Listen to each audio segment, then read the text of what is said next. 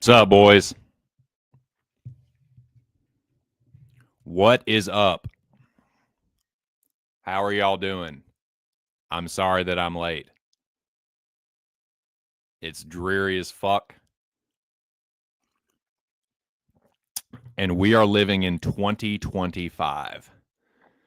The year of our Lord 2025, where everyone is either a Nazi or a Zionist. You can't be anything in between. You just have to be one of those two things, because that just seems like everybody fits into one of those two categories if you're online.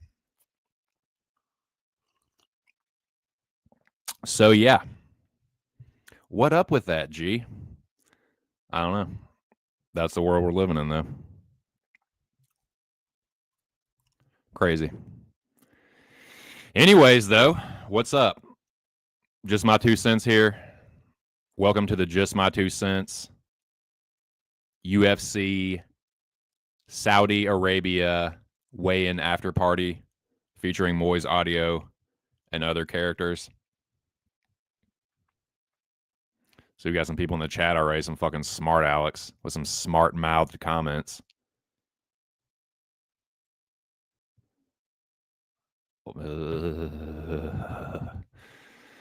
Okay, well, let me fucking make sure and wrap this up,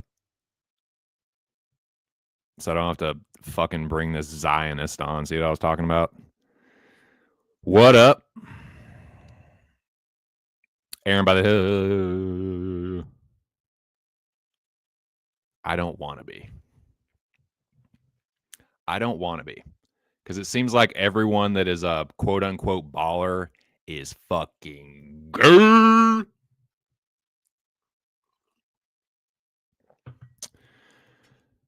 General, my dude, my homie. Shout out to Alex Ramirez, man. Shout out to all you guys. It's rainy. I'm late. I'm fucking scatterbrained. What else is new? But I'm here. It's 12:42. I have not watched the stare downs. I'm going to watch the stare downs right now, actually. But this stream will be breaking down and making predictions and gas bets and all that fucking shit for UFC Saudi Arabia. That is the event that's going on this Saturday morning for Westerners in Riyadh. Where you get your fucking hand sawed off. Eye for an eye, dude. Sharia law, dude. Got Sharia law, Shara fighting in Sharia law nations, dude. Public beheadings. Family lines of executioners, dude. For centuries. Taking it back to the old world, boys.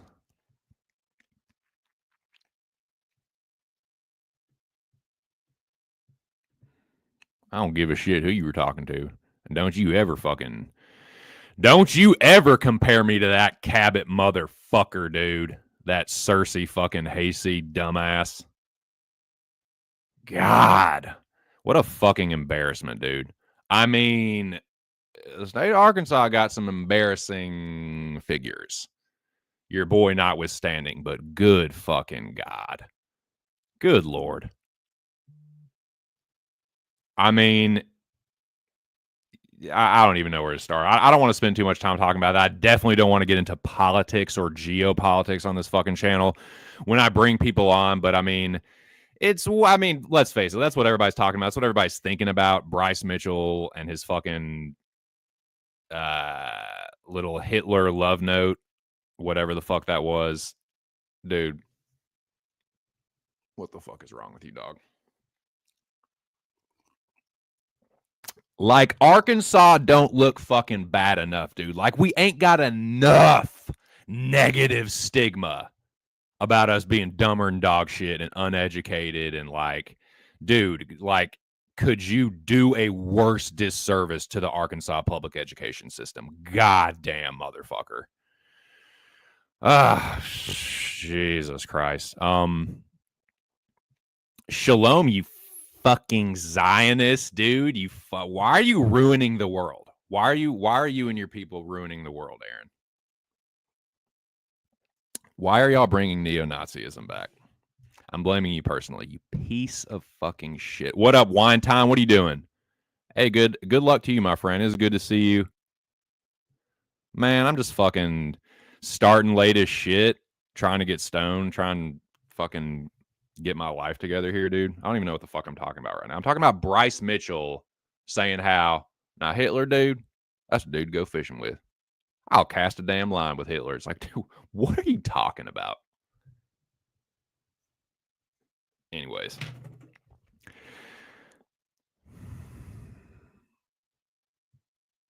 Oh, I do. It's ridiculous. It's not surprising, but I mean, it's fucking ridiculous, man. And just like that, what's really sad though is like the amount of people that are just with it. They just with it. But anyways, man, that's all I'm gonna say about that. Bryce Mitchell is a dumb fuck.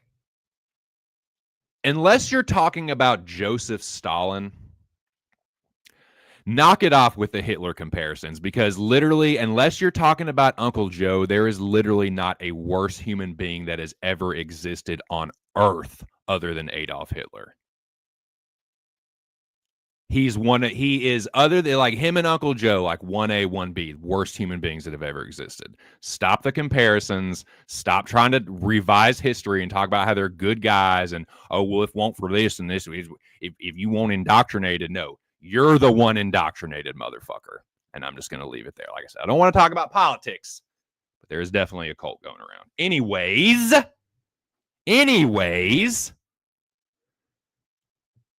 you did butt sniffer. That's why you're here. If you think that you're going to take my gay lover Aaron from me, you got another thing coming, motherfucker. It's not happening. You're not taking my man. Back the fuck back, Shute Zake. I'm just kidding. I'm not gay. But I don't have anything against gay people. He ruined that mustache for everyone. Will Bryce now rock one? And the answer is no, he's not smart enough. Mick, we all know Emmett. I mean, yeah. I mean, he was fucked before, but yeah, it is a good joke. It does. It falls right in line. Yeah, I agree. You did. You're directing this at Aaron. I don't like it. There he is. There's a fucking terrorist, dude. We have Zionists, dude. We have terrorists. We have fucking Arkansan hayseeds, dude. We got everything in this damn stream.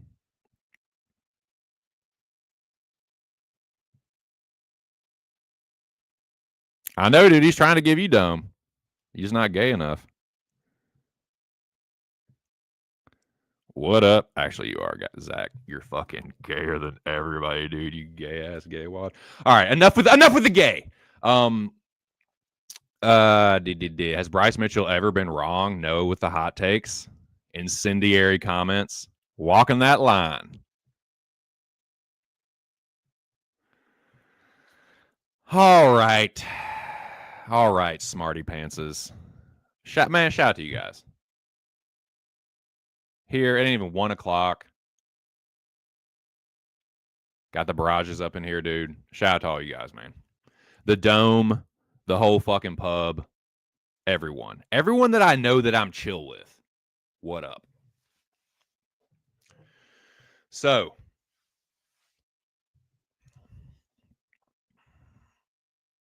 yeah. Anyways, now UFC Saudi Arabia. It's an event. It's going to be happening this weekend. I got a fucking frog in my throat. The weed's helping, I'm sure, a lot. And the coffee, too. Pretty sure those are both great for your throat.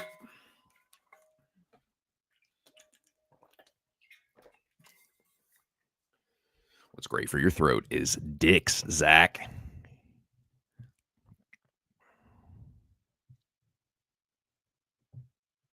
You are, dude. Whatever your fucking joke you're trying to make about me, that's what you are, motherfucker. So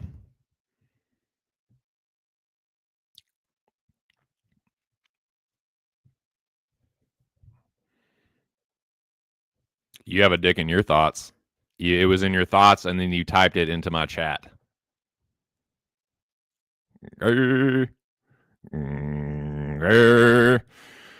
I wonder if the witch who killed his parents was a Zionist, dude. They probably were. Probably the hook nose dude. Probably related to Aaron, dude. They're all related.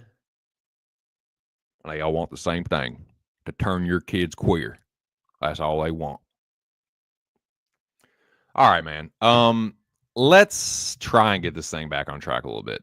UFC Saudi Arabia. I have not watched the stare downs. I'm gonna do that right fucking now. Literally right now. I'm not reading the chat. NER's fucking wiseacre ass comments, dude. Just getting right to it.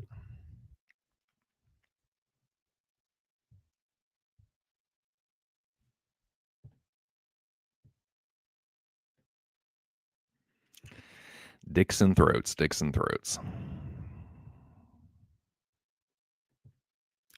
Do you want to talk about dick throating, dude? Throats and dicks and throat and other wiener stuff. Okay. Stare downs right now.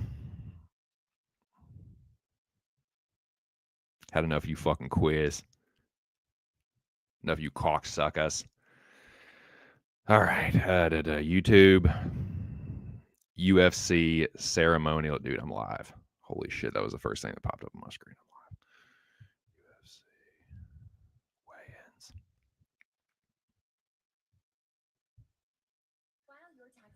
No.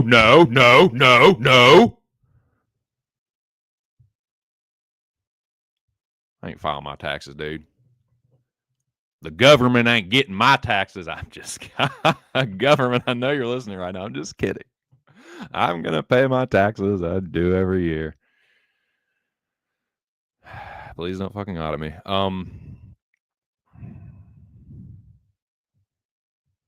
know this fucking Zionists are listening right now, dude. Watching my every move, dude. That's how important we are.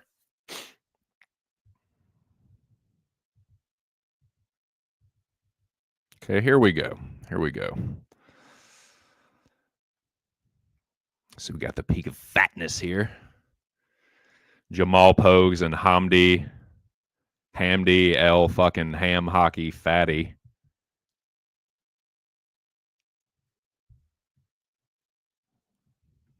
What up, Jeff?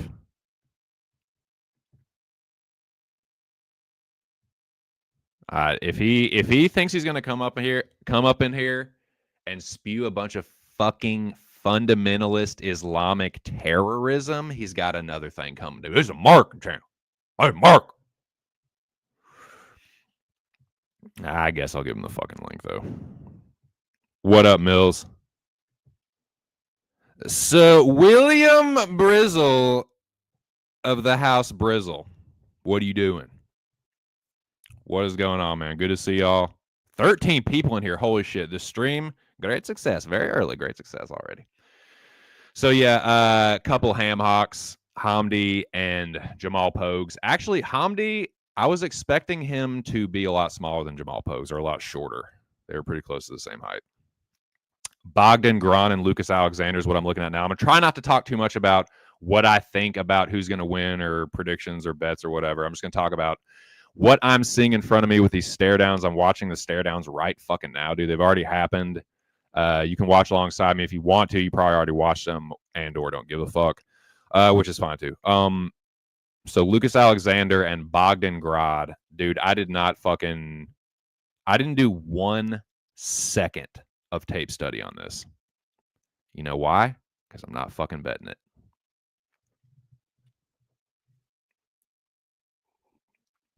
Not like I always do tape study for fights that I bet anyway, but I'm just saying.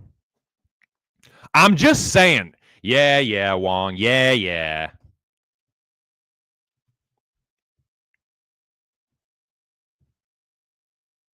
Wong, it's good to see you.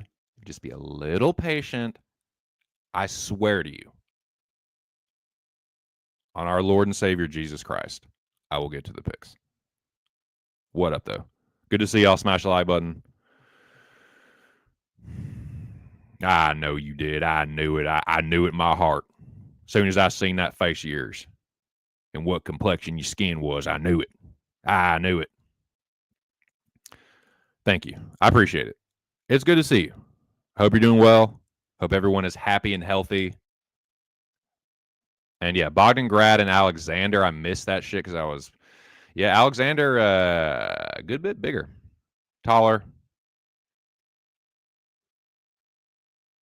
Grad looks a little more stout. We'll see what happens there, dude. I'm not fucking touching that fight.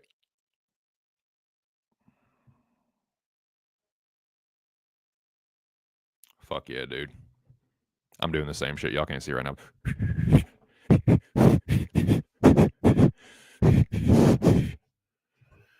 Here we go. MBS and Jasmine.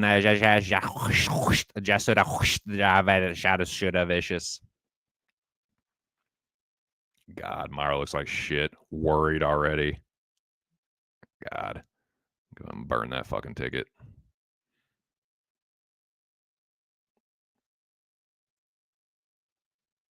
Just fucking ninja choker Myra. She's saying something heartfelt to Dana, and he just gave her the double hand overhand pat handshake thing. Here comes Jasmine, everyone's favorite 36-year-old Canuck butt sniffer, dude.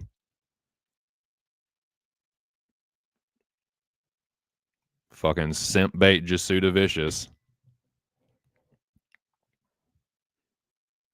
Old training partners. Interesting.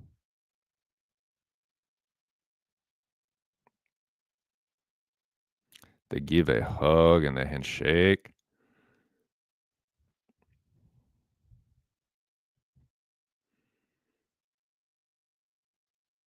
Okay. I don't know who that is, but sure.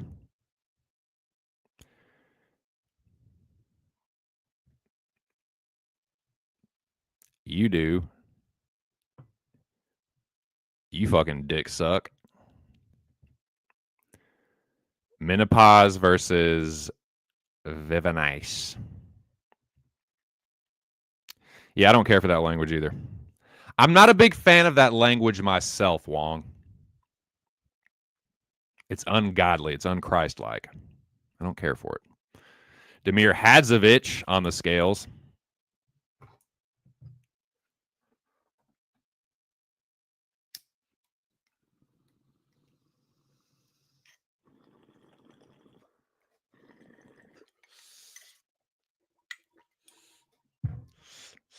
T-Rex McKinney.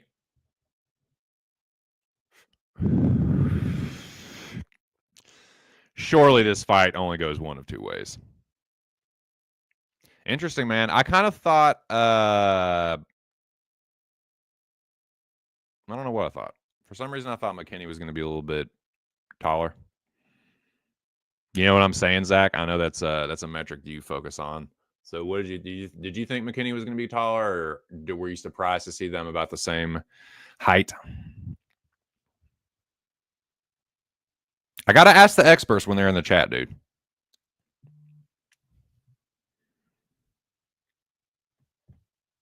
I know, dude. Everybody saw it was super fucking embarrassing.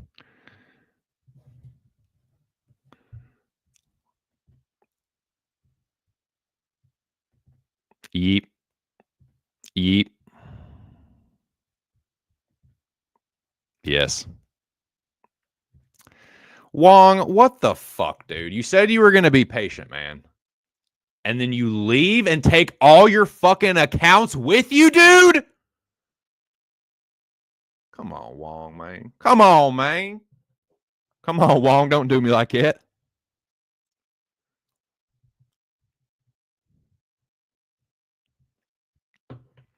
I parlay McKinney while I think he subs in round 1 plus 195, and decision prop plus 1,000 is calling my name.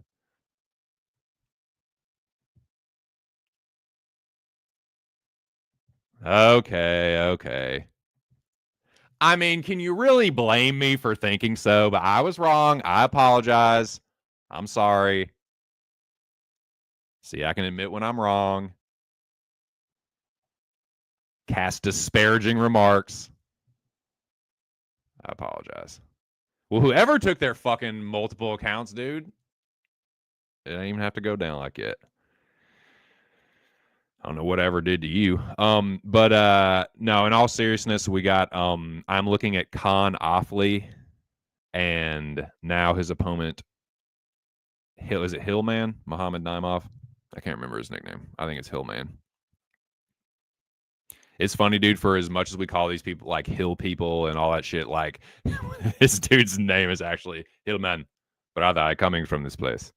I from steps, brother. Fighting.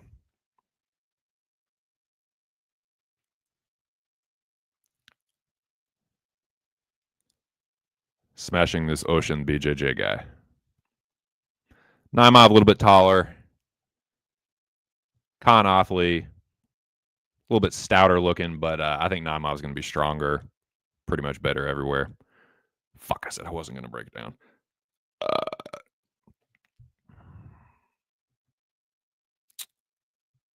Quite right. Well spoken, sir. Quite. Beggars can't be choosers. Yeah, Billy don't care. Billy's just trying to get winners, trying to put basketballs through the hoopses. Mike Davis,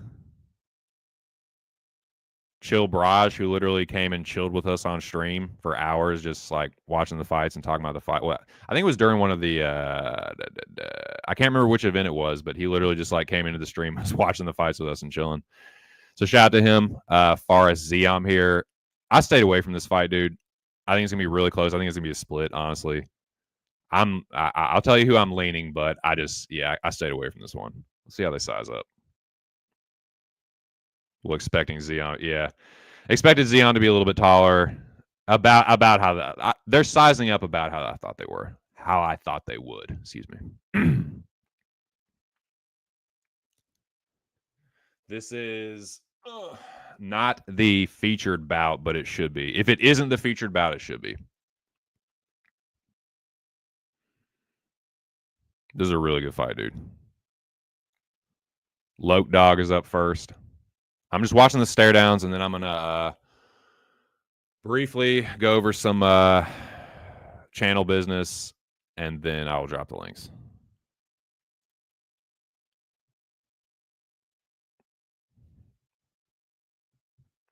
You can feel it in the air. Spider senses tingling. Loke Dog, pumped up.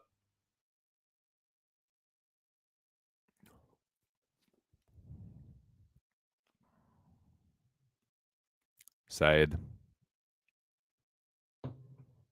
Yeah, it's a good fucking fight, dude. On paper, anyway. One of these dudes could end up.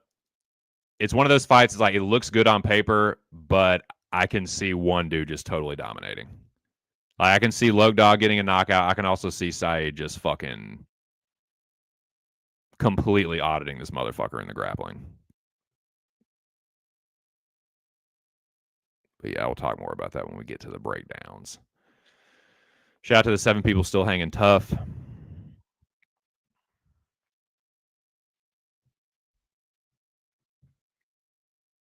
Me, dumbass. No, I'm just kidding. Tell me. Tell me the punchline to your hilarious joke, Wong, please.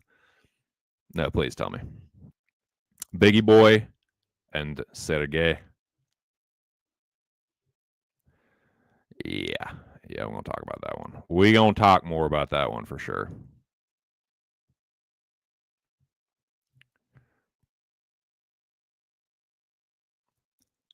Biggie Boy. 252. I'm trying to remember how that compares to other weights he's come in at.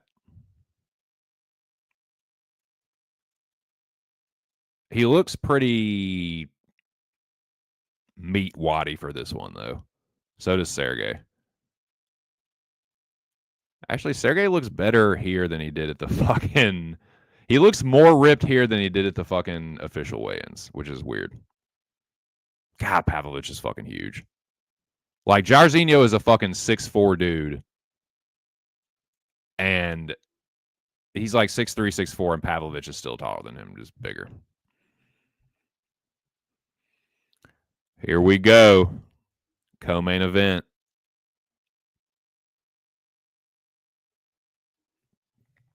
I knew you're gonna fucking. I knew somebody was gonna say some fucking gay ass shit like that, dude.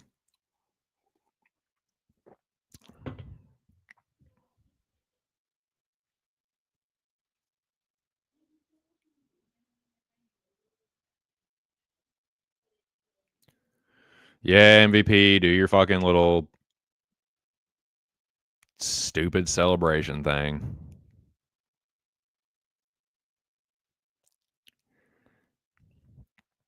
Yeah, looking a little bit softer. Looking like this might not be his weight class. But here we go. Shada bullet.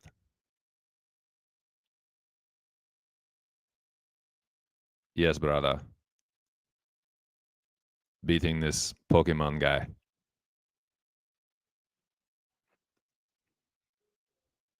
Yeah, you ain't fucking intimidating nobody with that shit. Point fighter.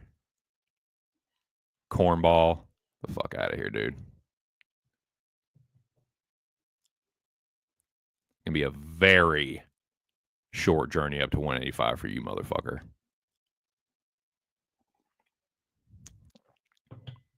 MVP getting KO'd. That overhyped motherfucker getting KO'd.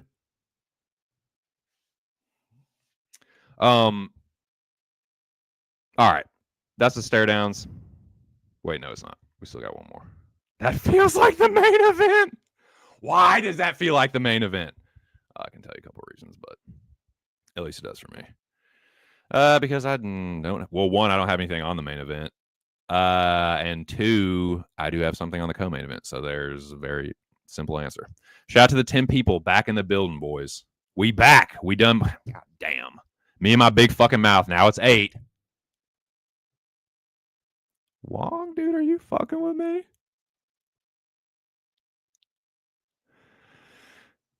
Here we go. Izzy Adesanya.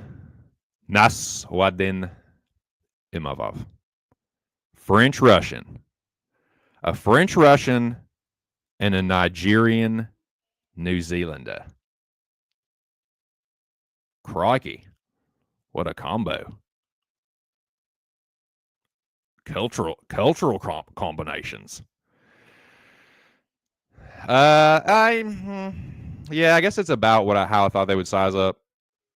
Imavov's a big dude, for sure. Another tall guy like Adesanya usually, unless it's fucking like Jan, he's usually always looking like the taller guy at least. Well, Jan and Poton. But yeah, Imavov, big dude. And again, I'm not gonna say too much about how I think. I mean, some of them are fucking obvious, but I'm gonna try and save most of the breakdown stuff for when I drop the links.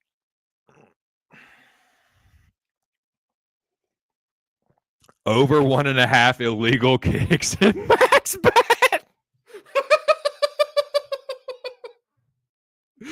Whether that's real or whether it's not, that is fucking hilarious, dude. If it's real, if you really did bet that, that's even funnier because, yeah. Oh man, I don't even think it's a bad bet either. It's definitely hilarious though.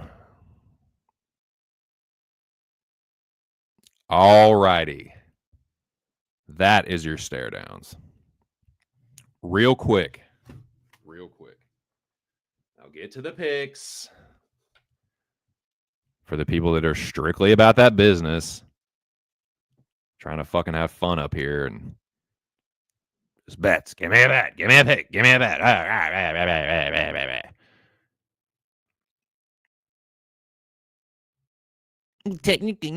Just shut up.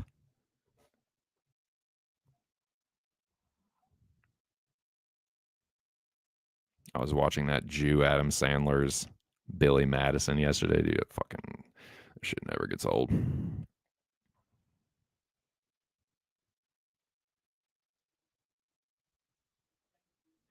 Okay, here we go. These are your weigh-in results. There was no official weigh-in stream, so I don't have the like order that they weighed in at or whatever. Only Lucas Alexander missed weight. I can't even remember if this is a short notice fight or not, but he's the only one that missed. So I don't really have like a who looked good and bad. I don't even see what the prelim fighters look like on the scales. But as far as the main card, Shara looked a little rough. Not like physique wise, but he just looked a little tired, a little maybe a little drained. Thought MVP looked good. He looks soft. He looks like he's not like, looks like one set. It really does. Like physique wise, it looks like 170 is weight class. But like fighting weight. Like it looks like he walks around at like 185, 190 something. But anyways, main event. Izzy usually looks a little rough on the scales. Imavov looked fine. Rosenstrike and Sergey both look fine. Said looked a little rough. So did Loke Dog. And who's the other one? Mike Davis and what's the fuck. But again, this is like, it is what it is. No, I gave you Chiefs. And you can fucking stop at the buffet on your way out of town. Lobby.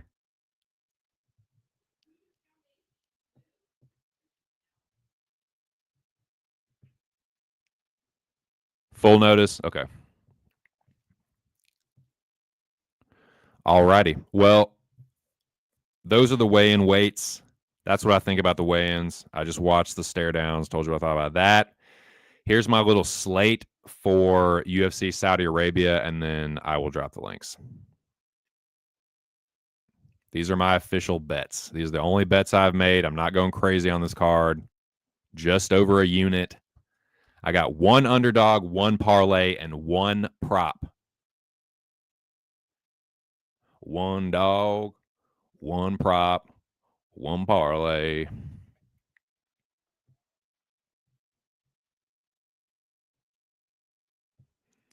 I have not. Have you? And if so, what did you think? Would you recommend it to the boys or not, Wong? If you tried it, of course. But I have not. So sadly, I cannot speak intelligently on it. I've heard of it. I need some water, man. I got this. This weed isn't bad. It makes me a little anxious. Like it's a good sativa. Like definitely the energy is there, but it's making my anxiety go.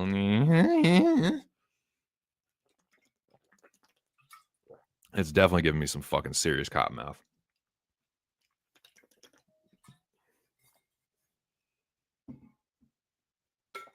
All right.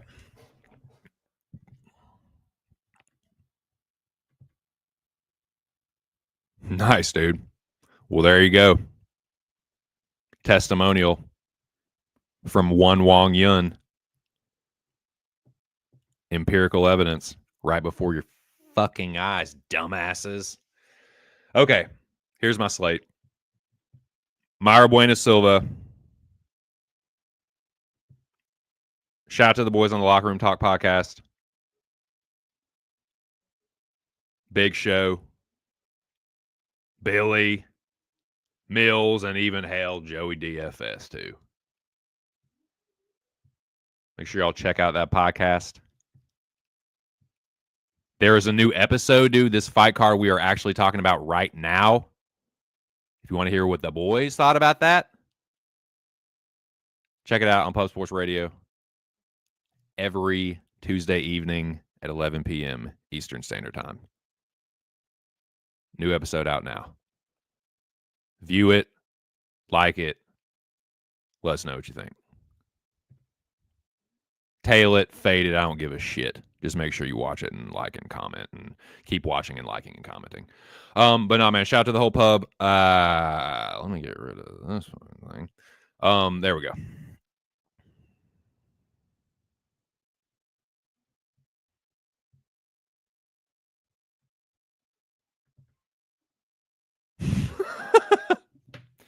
One hour. What are you gonna do with the rest of the 45? Get that shit in 5 minutes. What are you gonna do with the rest of the 55 minutes?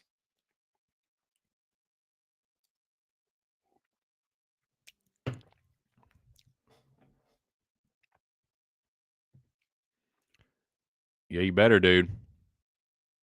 You didn't do dick push-ups? That's what a real fucking man would do. All right. What are we talking about here? Okay. Here is the parlay for the Locker Room Talk podcast. We all came to a consensus on Naimov and the Shara, and my leg is Gaziev. So there's your 3-leg Wong.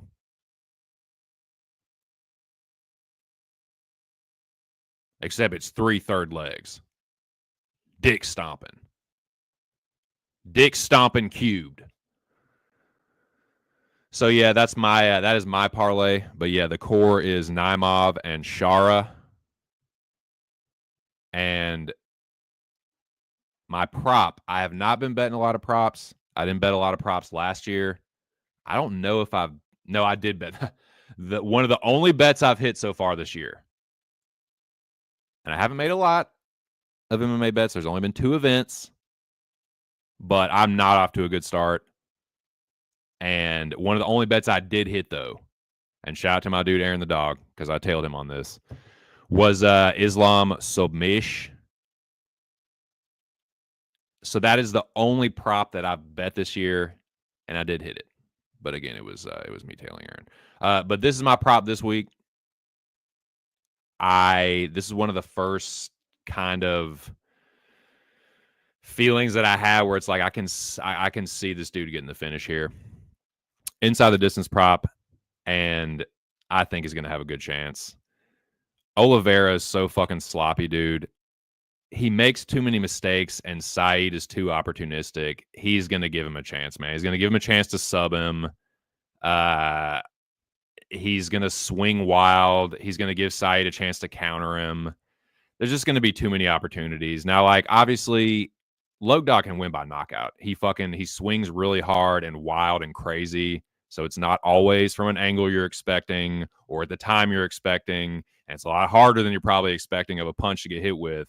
I can only imagine. But, like, so I can see that. I can see him getting the knockout. But other than that, dude, he's going to be swinging and missing a lot. And again, just like over swinging into some really bad spots. And Said is just he's too much of a shark in the water when he smells blood. And I think he's going to smell plenty of it and just get the finish. So yeah, give me Said inside the distance plus 220. That is the prop that I really like this week. So again, Mayra Bueno Silva, just think she's way more dangerous. Way more of a chance of her cutting Jasmine. I think her clinch game's way better.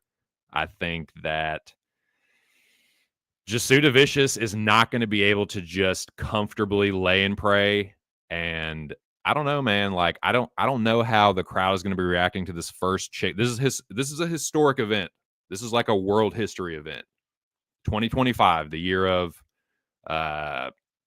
Bryce Mitchell big upping one of the worst humans to ever exist, and Saudi Arabia allowing females to be half naked and fist fighting. What a world. But yeah, give me Bueno Silva, the younger, more experienced at a higher level, more dangerous, submission upside, striking upside. Yeah. I don't know if the butt sniffing gonna get it done in this one. And Bueno Silva is just way better than the fucking greenhorns and nobodies and jobbers that she's been beating. So yeah, that's my underdog. This is the parlay. I'm gonna talk more about that in a minute, and that's my prop. That's my slate. 1.25 units exactly And for the record, for record-keeping purposes, like I mentioned, it ain't been your boy's year so far. It's about to change. It's going to change with this fucking event right here. But yeah. Picks, just okay. Yeah. Lost everything. Not a lot, but I lost it all. Down almost 2 units to start the year. Fuck me, right? But I'd rather quit you than shit you, boys. But it's all going to turn around here. It's all going to fucking turn around here, dude. I'm going to sweep this motherfucker. Get in the green. By God. Thank you, sir. You are gay. Why? That's why you fucking type that, dude. Inbred pride parlay. Noah, you need to get that. You need to get that Dagestani hate out of your heart, brother.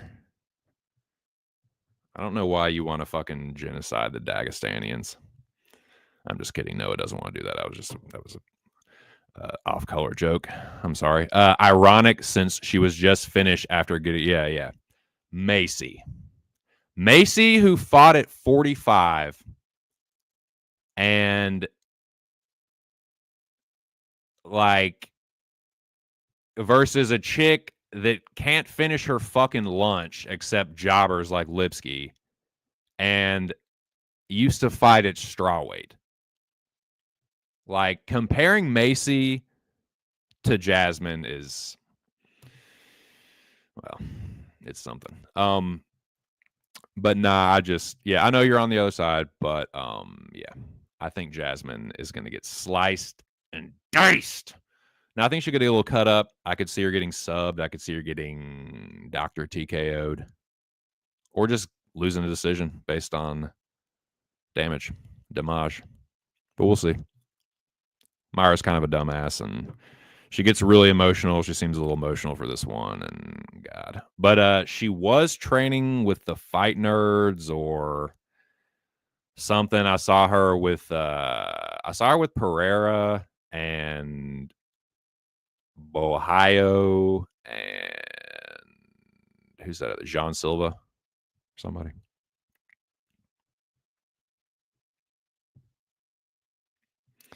Yeah, it is, Mick. It is a little like 10,000 spoons when all I need is a knife, and it's a black fly in my Chardonnay, dumbass.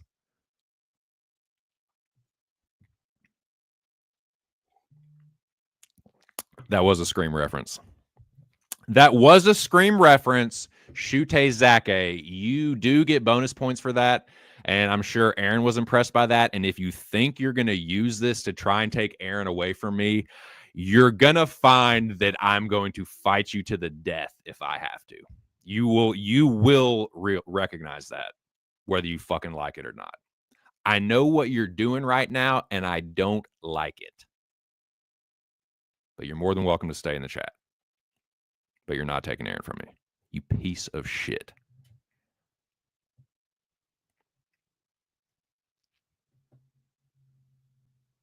Okay. Time to drop the links. Are y'all fucking ready, dude? Are y'all ready for the pirate signal to hack into the Matrix? To spew your fucking propaganda and vitriol? Are y'all fucking ready for that? As ready as I am? Moiz is like, God, motherfucker, give me this link already. I got shit to do. I have a family, dumbass.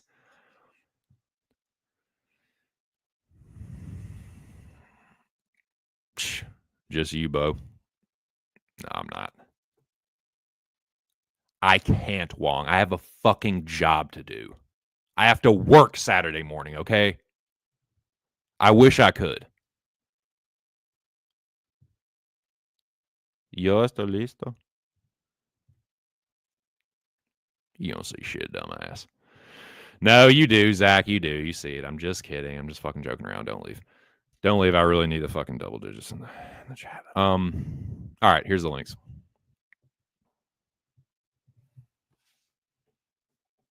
Hold on.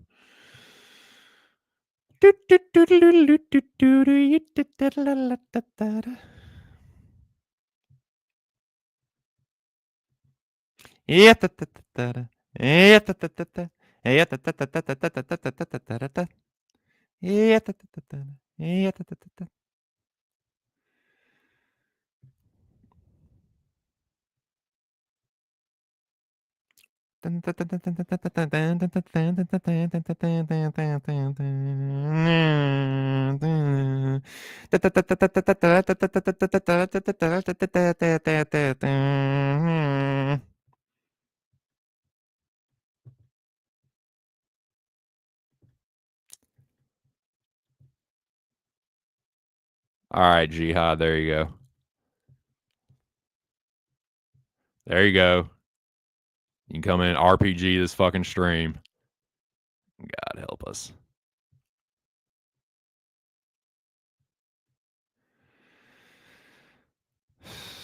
I will give Moiz the respect of having the single link until he enters the stream, and then I will drop them for everyone else. You see, boys and girls, you can have differing opinions and still get along and have an awesome fucking stream. Like, yeah, thank God. Something to break up this fucking nonsensical bumpkin shit. All right, I'll be around in an hour when the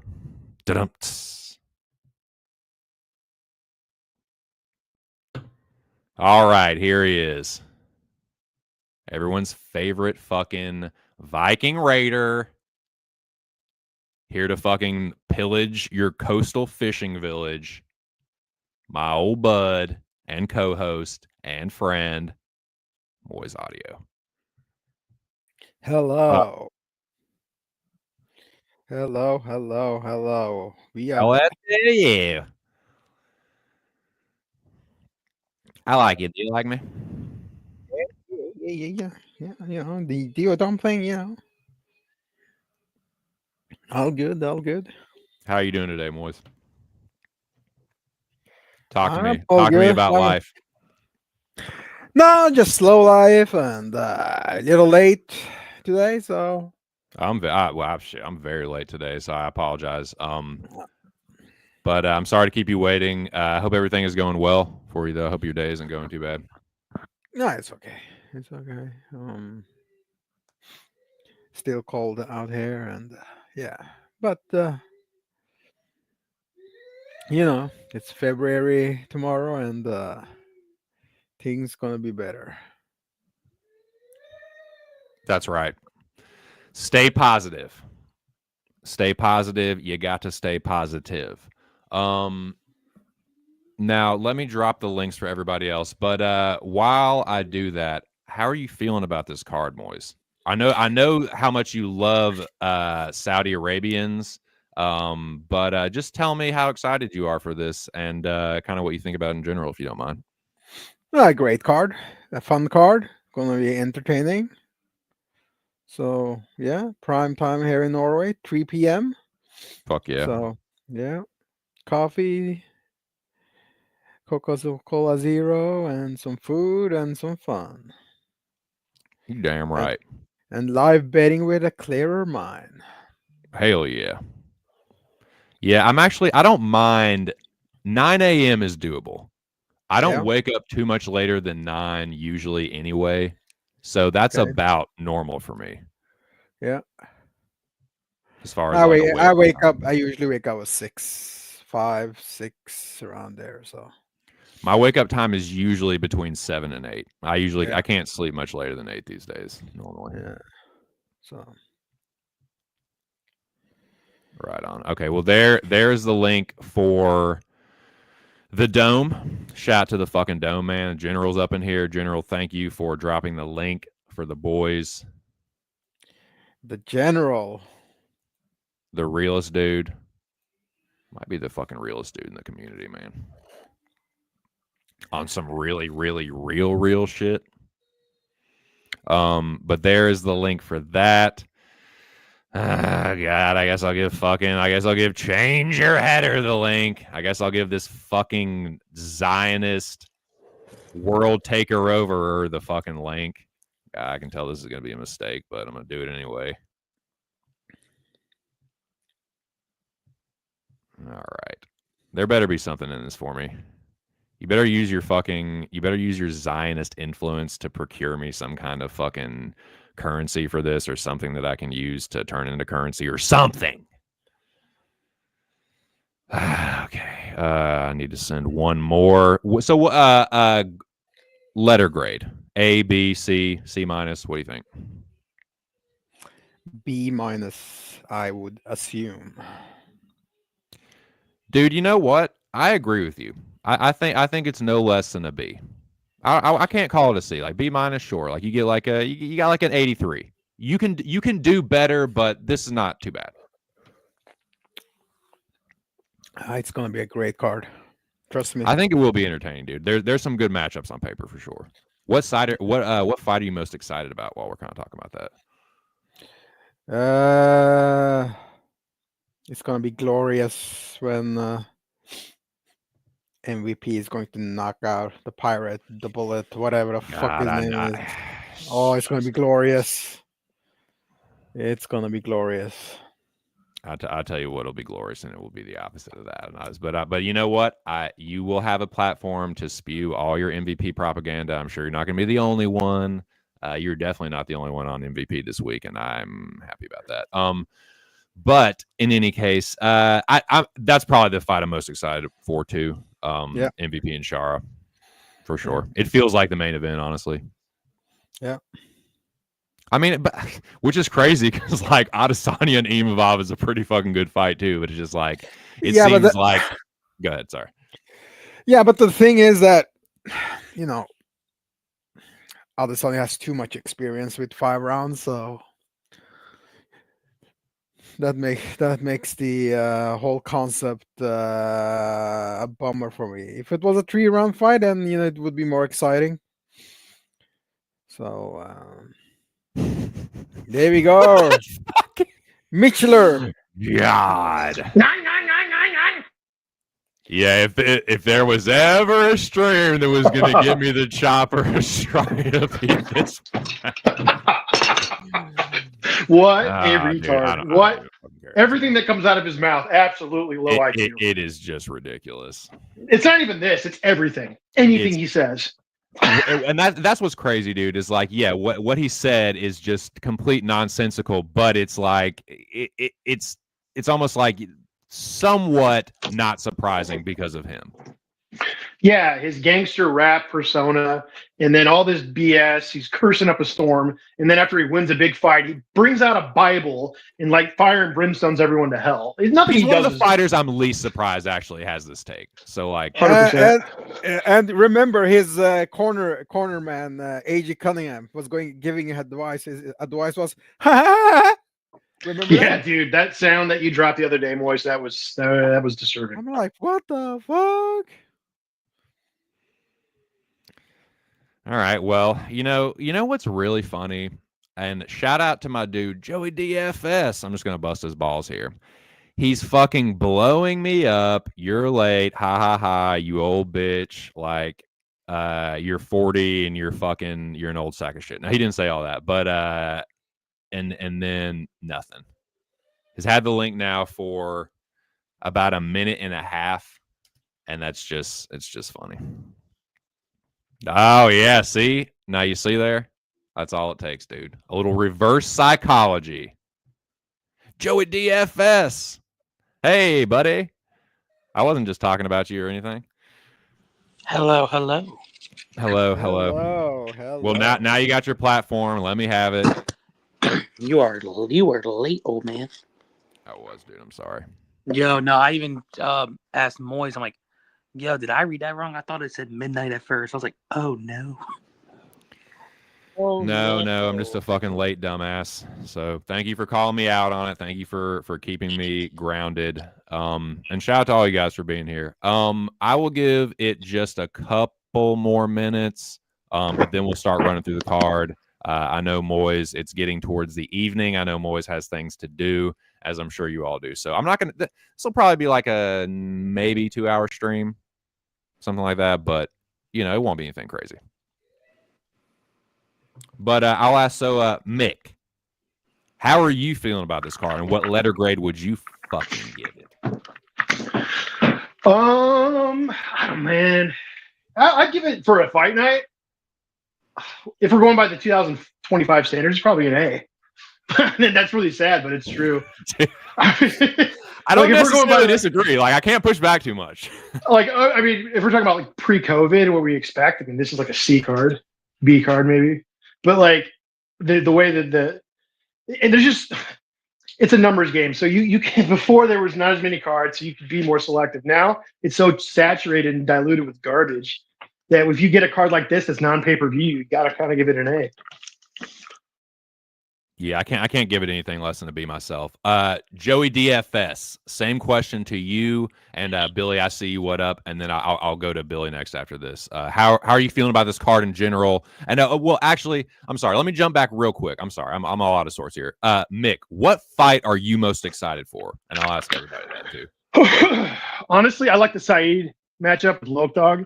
Nice. I really do. I think it's a good matchup. Because I want to see what happens if Said just can't do his thing with grappling, because Loke Dog's never been subbed, and there's some lines out there that I kind of like, and I think Loke Dog's going to run into some trouble here. But if he can, I want to see, you know, if what happens if Said overcommits to wrestling. This could be really, third round could get, you know, little dicey for the OVs.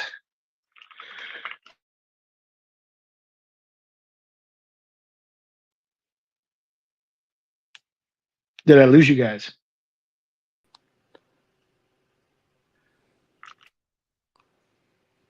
Mills.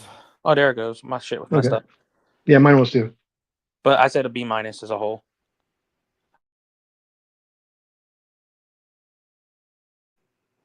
Brother Mills in the building. What up, fellas? What up? What up? What up? Shoot. We out here doing our dumb thing, man. Ready to make some money on this card. What's the best underdog to bet on? Oh, I don't have many dogs. Going by, like I do like Bueno. Biggie Boy. Biggie Boy's live if he gets out of round one. Oh, he certainly is. Well, it depends if he fights tentative. If he just bum rushes him, it's over. Somebody on the main card is going to fuck up some parlays because half the world. Imavov is too. Well, think about it, bro. The prelims, bro. Half the world is not watching the prelims. I really think the Imavov fight though could be one where even if they could rob Izzy, you never know. What's the world gonna do when Michael Venom Page takes Shard down and holds? Oh God. Okay. Before we get this gets out of hand. We'll keep some semblance of order. Like not like this is going to be the one for that, but this stream is not going to be the one for that. Billy Briz, good to see you, my dude. Thank you for joining me. How are you today? I've been better, been worse, but any day that the sun rises and we're able to, Uncle Dana's able to put some fights on the screen, especially in the morning before college basketball. I'm a very happy UFC customer here. I finally get the better UFC card and indulge into a college basketball slate like a regular American. So I'm hyped up for this card. It's an A+ for me. Look at that pay-per-view next week and let me know if this card's better. Hell yeah. What fight are you most excited for? The obvious one is obviously going to be the co-main event. That's like the main event. But I would say the fight that's going to go under the radar is Muhammad Naimov Khan Offley, because financially speaking, that's the fight I should care the fuck the most about. It is going to be essential. That fight will be essential for me this weekend as well. Shara Mills, brother, good seeing you. How are you? What letter grade would you give this card? What do you think about it in general, and what fight are you most excited for? I give it like a B. I mean, you know, you can't complain on it. You know, you got we got Pavlich on there. We got Rosenstruck. I mean, both those guys already headlined main events before. So you know, he's on a fucking fight night card in 6 years. Mills, give it an A, man. That's the stubborn. And you got handy anal swab. That's nice.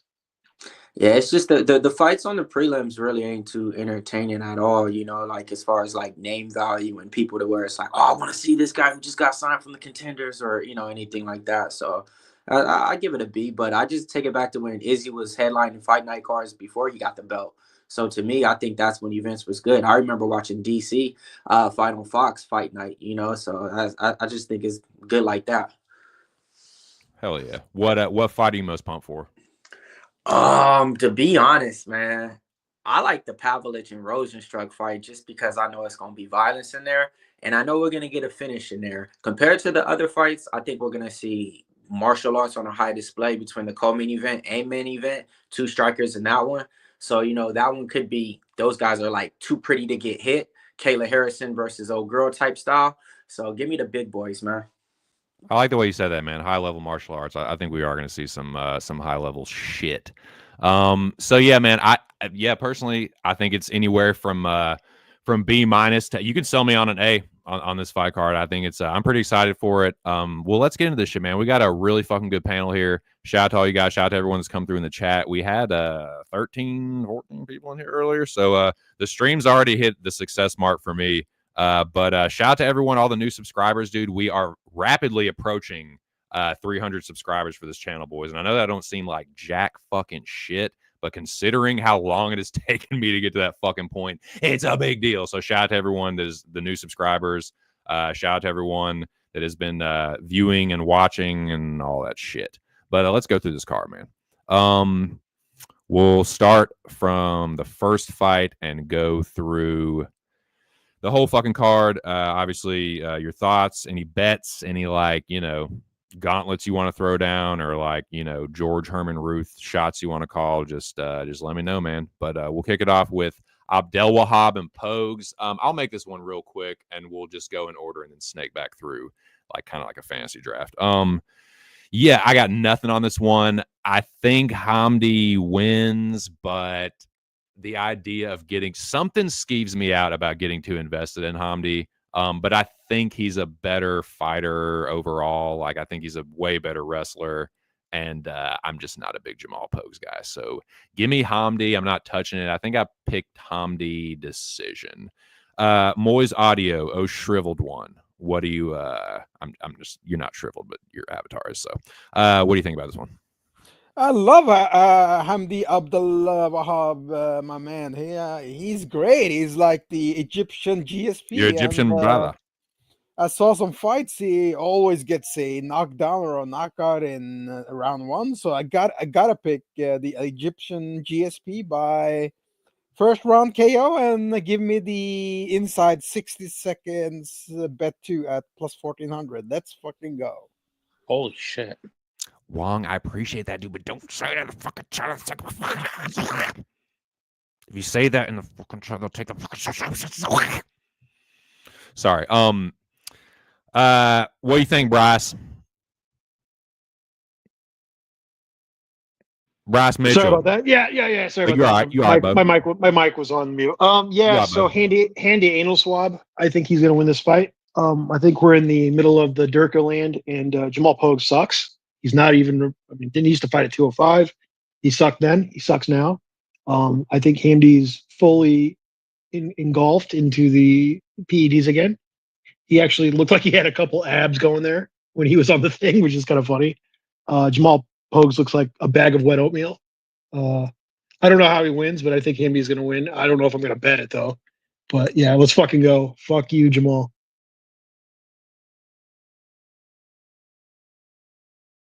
My bad. I was smoking across the room. Oh, it's all good. Who came in after Mick? Joey? What do you think? I'm on Hamdi, no bet.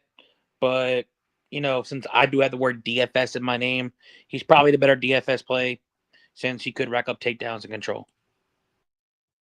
Nice. Billy, what do you think about this fight?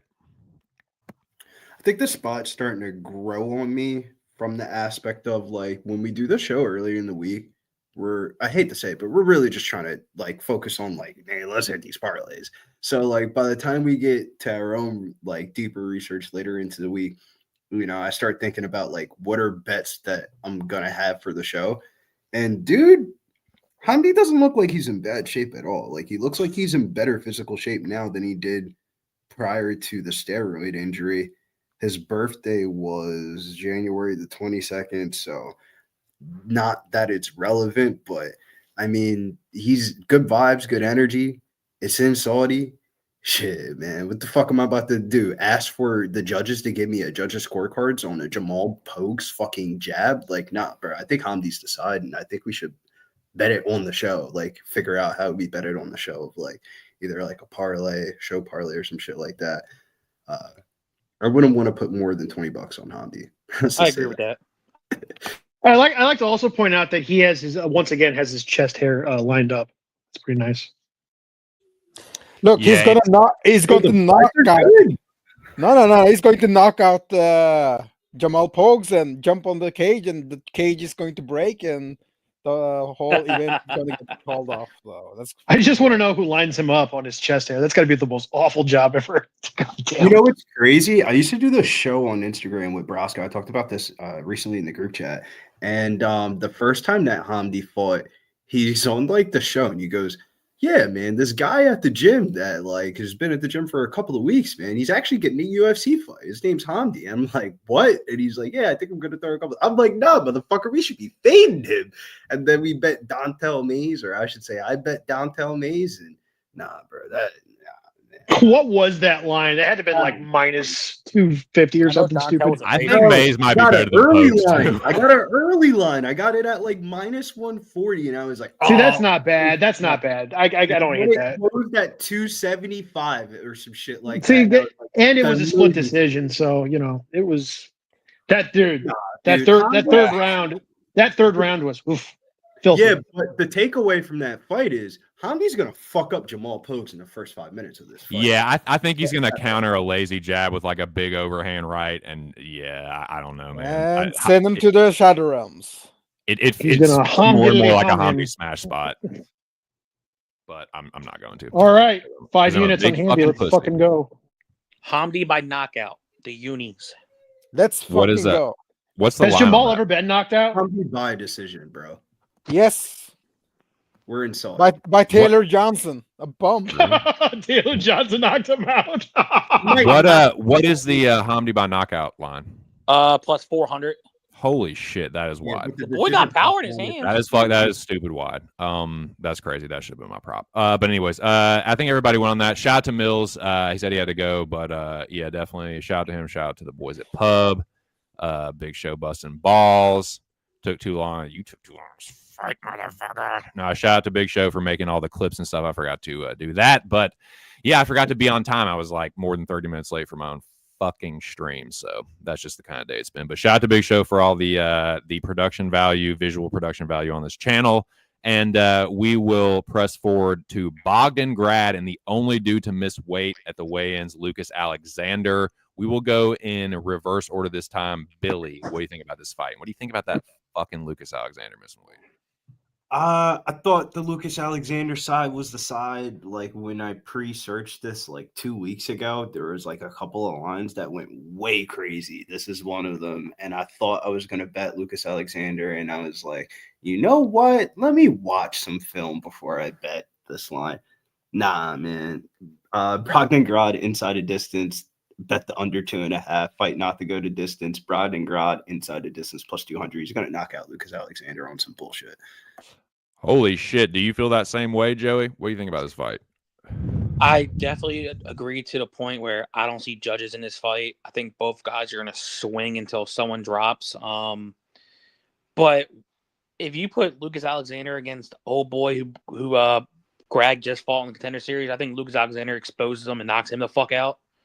And there was times where Greg did get touched up. The man was bloody.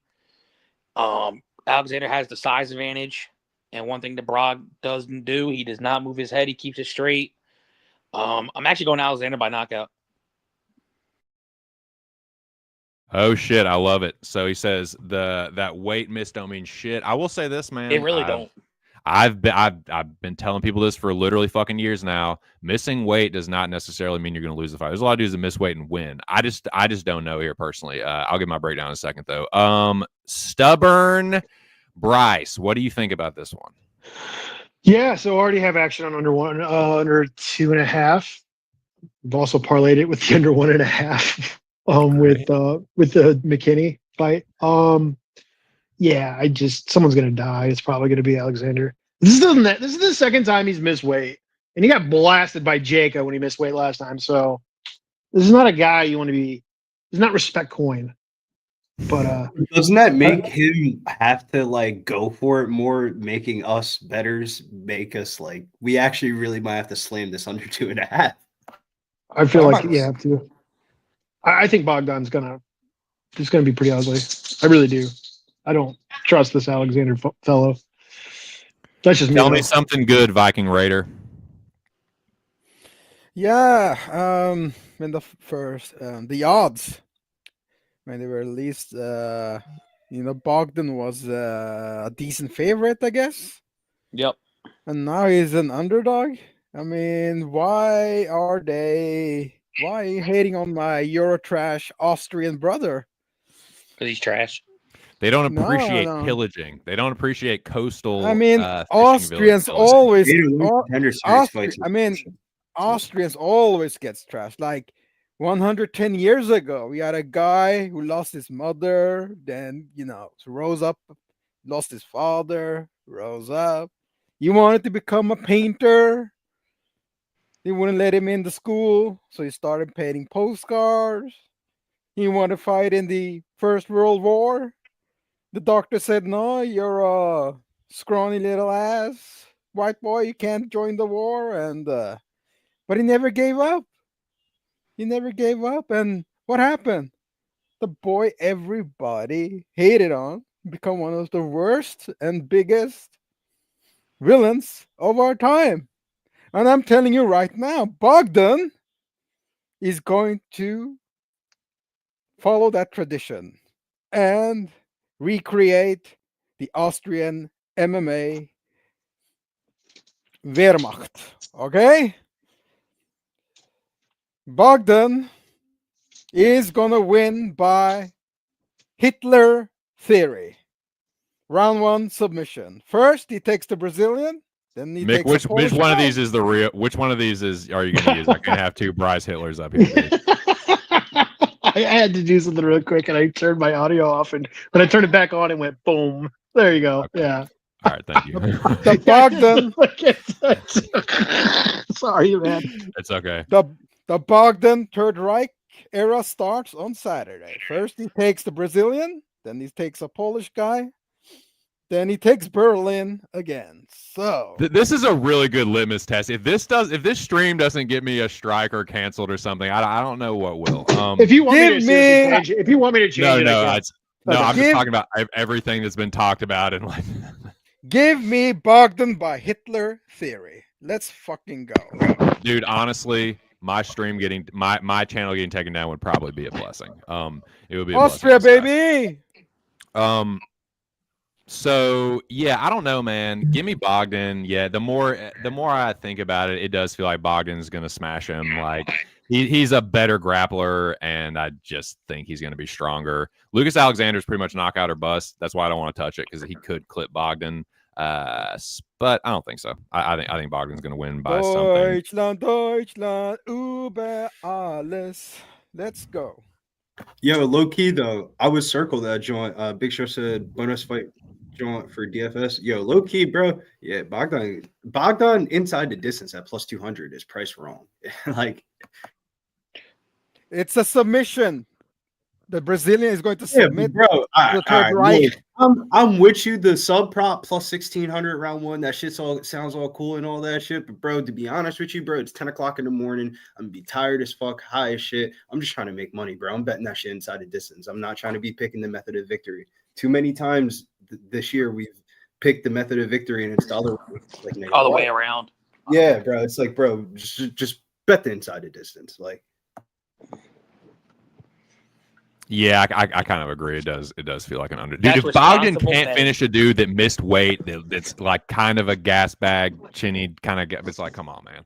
But nothing crazy though, TC. Like $25 from the under 2.5, and then bet like $20 Bogdan inside the distance, and then throw like some $5 shots at what the shit Moiz was talking about, like round 1 1,700, round 2 2,800. I'm on for the under 2.5, or the fight doesn't go distance. There you go. That's what I'm talking about. Let's all It's- lose money together. It seems like a decent play. I don't hate it. I will kick this one off. I mean, I talked about it already. I'm on Bueno Silva. I'm gonna say Bueno Silva either gets a decision or a damage-based decision, or she finds the choke. Jasmine is too much of a butt sniffer. That's the only way she's gonna win the fight. And if it's on the feet, I think Bueno is more dangerous. Is more likely to cut Jasmine, be stronger in the clinch, and more likely to find a sub. So yeah, give me Bueno Silva. And yeah, let's get this simp bait fucking old Canuck. Like, just get this fucking bitch out of here, dude. She ain't fucking doing shit. Anyways, go ahead. Moiz. Yeah,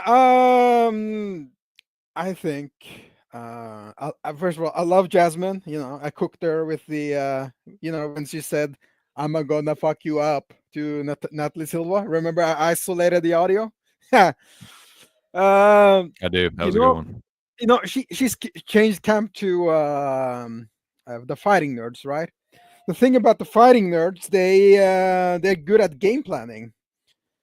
So we might actually see Bueno Silva point fighting, keeping her distance.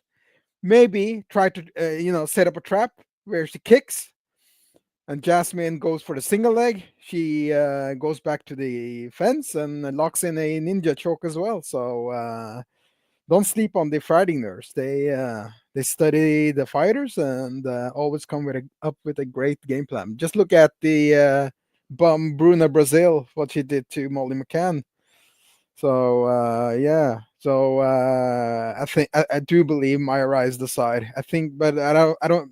She might actually win a decision. You know. That's fine with me. I bet her plus 176. So yeah, let's fucking go. It went up. My only issue is that I saw some footage of her in the area around where she had the cut against Macy. It does look a little soft, so Could maybe get reopened. The TKO prop for Jasmine is live. I didn't like that. If you screenshot her face and zoom in, it doesn't look good, man. Yeah, and in the sake of just being like forthright, yeah, like if Jasmine probably will get a takedown or two, and if she does start laying ground and pound and hits that thing, it probably will cut open easier than it would have in the past. So that's a good point. I'll be right back, but yeah, just go clockwise around the panel or whatever if I'm not back, but I shouldn't take too long. Billy Briz, what you got about this fight, my boy? Yo, Moiz, man, fuck, that was a hell of a breakdown. Great breakdown. I kind of have the same sentiments. Oh my god, thank you very much. But you know what, dude? MBS is a fucking head case, man. I don't like that at this division. I think that she had a speed advantage at that higher weight class, but now that she's going back down, I mean, bro, what the fuck is she really? She said that Stephanie Egger tapped, and there was no weight posted on her arm. There was no weight posted on the fucking arm bar. How the fuck did she tap? I'm a little bit nervous about that under 2.5 shit you were talking about, because I currently fight goes to distance with some shit in this fight, kind of like a hedge to I played Jazz 3 or by decision. In like a as like Alistair over him, right? Like I felt him tap.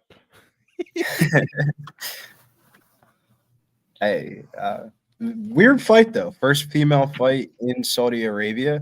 So first UFC women's fight. Yeah, other promotions. Yeah. I mean, I know other promotions did, but I mean, this is pretty big though. I mean, the UFC's the UFC. I mean, like other promotions are dope. PFL did their thing though in last week. I was pretty impressed by that. Mm-hmm. For as shitty of names as they had in the card, man, they did their fucking thing, man. Horrible job promoting it in America, but what they did in that country was lit. I thought Paul Hughes won 3 rounds. So No, the fuck he didn't. It was a close fight. No, the fuck he did not win, Moiz. God bless him. I love Paul Hughes. That's my boy. You just hate Irish. You just hate the Irish. I love Irish fighters. Come man, you hate Tell him, Billy. But bro, just because it's a close got fight your back. doesn't mean it's a fucking robbery, bro. Like he lost the fucking fight. He started getting cocky and shit when he started And he kept winning getting taken the down fight, towards the end. and then he started just getting taken down, bro. Usman is not a fucking takedown guy, dude. Get the fuck out of here, bro. And he had to revert to that because he was getting fucked up. Yes, he was winning the fight, and then he lost the fight because he got too cocky. Well spoken, Sir William. Yeah, but fuck him. He's not part of Father's plan. He's like second cousin's plan. Fuck that guy. No, Anyways. no. If anything, bro, he's more of a Nurmagomedov than fucking the one in the UFC, bro. You know what they say about Umar? Oh, come on. Usman? Usman's all right. He's a good striker. He's a good fighter. He's like Zabit. You're not gonna sit here and tell me he's fucking Khabib though. You're fucking higher than that pussy if you're doing that. Every athletic family, the youngest always ends up being the fucking best, bro. And he's the youngest, bro. I'm telling you, man. He's gonna end up. Who is he beating? He's fucking 26 years old, bro. He's beating. He's fighting fucking Chris Gonzalez and guys like that in Bellator. Get the fuck out of here. 26 years old, bro. How did we get on this from Jasuda Vicious? Because we're fucking talking about dumb fights. Who's up next? I'm up next. I waited my time. Actually, I'm up next, sir. Thank you, Bryce. Thank you, Bryce, for being so tolerant. Hey, Mr. Bryce. Actually, I'm you're going that way? The trend here. Maybe you will beat the accusation. Calm down, Bryce. Oh, that's because my shit got. It's because you kicked my other fucking avatar off. I did, dude. I can only see. This is the problem with the Jews. I can get a little dictatorial myself. But Mr. Bryce, you need to calm down, sir. So Bryce, what do you think about Jazzy Jazz and MBS? M butt sniffer.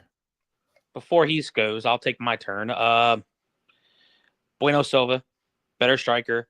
If Jazzy can't get the takedown, I do believe she will get the 1-2s point fight. Maybe try to get some kicks to get the lead leg of Jazavicius hurt. And I don't know who said it. Billy, did you say? Was it you that said Silva maybe by decision? Maybe. No, that was Moiz. Oh, Moiz. Yeah, I can maybe see a decision. Or like if it is a sloppy takedown, maybe like a round 3 sub or decision for Bueno. Nice. What do you think, Bryce? So we already talked about this fight. You and I in the back, like earlier this week. Indeed. Yeah, I was on MBS for like a +2. I had +210.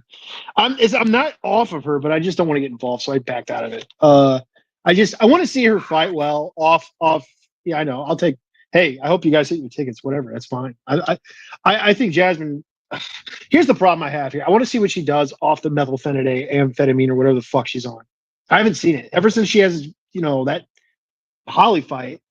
I mean, it does make a difference if you have attention deficit disorder or whatever. I mean, it's a sport. The sport requires a lot of focus. And I'm not saying she can't win. I'm not saying she's whatever. I just need to see it. And I just think the last 2 outings, for better or worse, just didn't look great. So I think that definite grappling advantage there, right? Striking. I hope that's not the plan to just trade. But, plus whatever it is, 200 something. I mean, come on, it's hard to argue with that. So, dog or pass, but I'm just going to pass. Smart, man. That's probably the best thing to do. Yeah, sorry I had to jump away for a second, but I appreciate y'all holding it down. Good stuff. It sounds like everybody gave their take on that one, but I don't want to cut anyone off or be a prick any more than I already am. But good shit. We got through that one. Yeah, best of luck. I mean, I can see it. I made the bet last week, and like I've had buyer's remorse a little bit, and I've kind of like waxed and waned with my confidence on Mayra Bueno as the times pass. But we'll see what happens, man. I don't think it's the worst underdog bet in the world. I think she's pretty dangerous, and she has striking and submission upside. So yeah, let's fucking go. Now, this one, I want not a goddamn thing to do with. So, Mitchell, I'll let you kick this one off. Yeah, you parlay McKinney at your own, peril. I think he should win this fight. He absolutely should destroy this old man. And Hadzovic is fucking slow plotting, just a puncher. McKinney should just take him down and do what he wants with him. But that cardio is an issue. And I don't care what his game plan is. He's tried it against everyone, or tried it a couple times now to just pace him. No. He needs to just fight his fight. Get the guy down, take him out. And either way, it's going to be under 1.5 rounds. I know it is. This is a parlay piece. Fucking crazy shit. I don't want to get involved in it beyond that. I think McKinney does win inside the distance, probably round 1. I like that under 1.5 rounds. Joseph DFS, talk to us. I'm also on McKinney. But I do think McKinney might knock him out in round 1. You can get that at plus 250. Holy shit! Probably that could definitely happen. What do you think, Billy? So there's always a fight on every one of these Saudi Arabian cards where they just bring some random ass American fighter and the money line looks absolutely retarded. And like the MMA community just like it just shits on the person. So like prime example, the last time they went to Saudi Arabia in August, this is to Michael Chiesa, Tony Ferguson fight all over again, where Chiesa just like summed them in like 30 seconds and everybody's like, all right, that was lit. Like this is what they're gonna do for this one. I like McKinney here for sure on sub plus 195, but we're all in on the McKinney train to this weekend. Chugga, chugga, chugga, choo, choo. What do you think, little engine that could? Old, my favorite Norwegian. What do you think? Max Cavalera, what do you think? Soulfly, you're muted. Sepultura, talk to me. Come on, bring out the carousel music. I hope you're getting the carousel music ready. I think he fell asleep. Moiz said he needed to take a 15-minute break. Didn't he say that? Oh my God, did he? Oh, I thought he was bullshitting on it. Oh, did he? Oh, well, no. If he said that, well, no. Thank you for telling me that. I did not know that. Oh, okay. Okay, thank you. Right on. So yeah, dude, what Mick said is exactly how I feel about this fight. You're asking for it with McKinney. If you can find some way to get plus money in the first round with him getting a finish, I guess I don't hate that, but like I've seen it too many times. It's not a one-off. It is a pattern.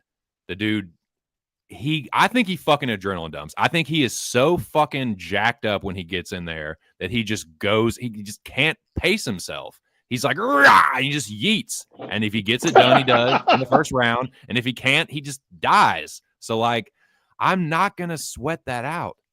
I'm just going to pass. I'll pick McKinney. Like, I'm sorry, dude. This is the one. If you can't beat Damir Hadzovic, you're done. Like it was fun. You're officially a flash in the pan if you can't beat Damir Hadzovic. When's the last time he fought again? Damir Hadzovic? Years. In McKinney's interview, John, that he was doing, he was saying, I promise, I've been really working on, I'm not getting flying knee this time. I've been working on the hamstrings. And I was like, all right, you said that. He's a more skilled fighter. As long as you give me the vote of confidence that you're saying that you're not going to get flying knee knocked out, I'm in. In the first round, he's a way more skilled and dangerous fighter, and I just think he gets it done. Like I think he does get the sub. I think he does get the takedown and the sub. But like, dude, if you can't, and I'm not gonna fucking that will be a crushing defeat if Damir Hadzovic comes back and knocks you out. Because there's a chance he could if McKinney cardio dumps again, and he's shown he can do that time after time after time. So yeah, I'm gonna crazy. pass, like, give me McKinney first round sub. The first 3 minutes of the fight, he looks like a fringe top 15 fighter. He does, dude, it's crazy. And then the third minute to the fifth round, he looks like more of a contender series bomb. After that, he's a dead corpse. and I don't. It's crazy. It's the There's crazy shit. There's a superhero called Gladiator, and he has like super strength and shit. Like he has like Superman-esque powers, but like one of his things is his powers increase with his confidence, but they decrease when he like if someone gets to him or like can rattle him a little bit. So I just feel like McKinney, like he kind of reminds me of McKinney. Like it's like, and he does slowly like if he can't get it done, it's just like do slowly to just like ultimate demise. And with But yeah, we'll see Ribovics, what that happens, really man. impressed me. That really impressed me because he got it done so quick with Ribovics. That really, I know off topic, but Jesus Christ, not a lot of guys do it like that to McKinney, right off the jump. But yo, TC, one thing I can say before we get to the next fight, Yo. outside of the Ribovic fight, he was still at that smaller camp. Ever since that fight, he actually went to camp with Mike Davis in that Fusion, and he's been there for over a year now. Okay. So he's training with guys with him, you know, Lucas Alexander and a bunch of other dudes in Fusion. Those are some good looks, man. I feel yeah, that's He's better no than what longer he the was best doing. guy at his gym. Hell yeah. No, he's no longer fucking smoking weed with Kevin Holland doing fucking jujitsu. and Texas and shit. That was the dumbest shit ever, bro. That's when we were fading McKinney, was when he was out with Kevin Holland doing dumb shit. Okay. We'll go. I think we started with Bryce on the last one, right? So Yes, my Fury. I will kick this one off. God. Yeah, this is the one. This is the test. So yeah, Gaziev and Peterson. I got Gaziev in a parlay. He is my leg of the locker room talk parlay. I just think he fucking starches Peterson in the first round. Like Peterson is a good wrestler. He's got some pretty good cardio, but I think Shamil being a complete gas bag, it's not completely overblown, but it's being a little bit overstated. I just think what people aren't realizing is like what a heavy bag Peterson is and like what low levels of competition he's been fighting. Yeah, like Shamil ended up getting whooped against Rosenstrike, and yeah, I definitely cashed that Biggie Boy plus money there. That was a fucking that was easy money. But this ain't Rosenstrike, dude. The danger level is not nearly there.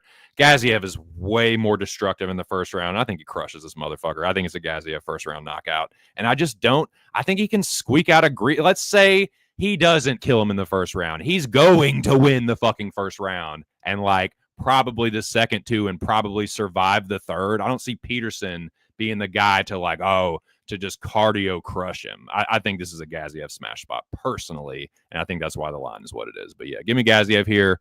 Moiz audio, tell me why Peterson's going to fucking do something. Go ahead if you're back. If not, Billy Briz. Depending on, this is a feel fight for me. So when I mean feel fight, you got to feel how the vibes of the night are going and stuff like that. Or I should say the morning at this point. And if certain things... Yeah, I was going to say it might be like 10:30, 10:45. Yeah, if certain things shake out and we don't see a lot of violence, man, the under 2.5 at -150 looks like a quick little, express ticket to get on to the next fight, because I feel like if Shamil wins, it probably goes under 2.5. And if he loses, it's probably losing under 2.5. So it's like, I wouldn't rule out a Shamil's decision. I do agree with you. I think the gas tank thing is being a little bit overblown. Good shit. What do you think, Joey? If Shamil doesn't get done in round one, I think it's going to be two fat fucks just hugging it out, being sloppy as shit. But I'm on Gaziev. I do know that Gabe, he did post on Twitter that he's on Thomas Peterson. I think it's just the money line. Yeah, shout out to Gabe Bowlers, man. Hey, dude, if he hits that, I'll definitely give him his roses or flowers or whatever. The victory lap for sure. But I told Gabe, I'm like, look, Gaziev is not Jamal Pogues. And guess what? Jamal Pogues beat Thomas Peterson. So, and this guy is also not Muhammad Usman. So I told him, take it with a grain of salt, but the only way that he probably wins this fight is if he gets takedowns and makes it boring as shit. But I still don't see that happening.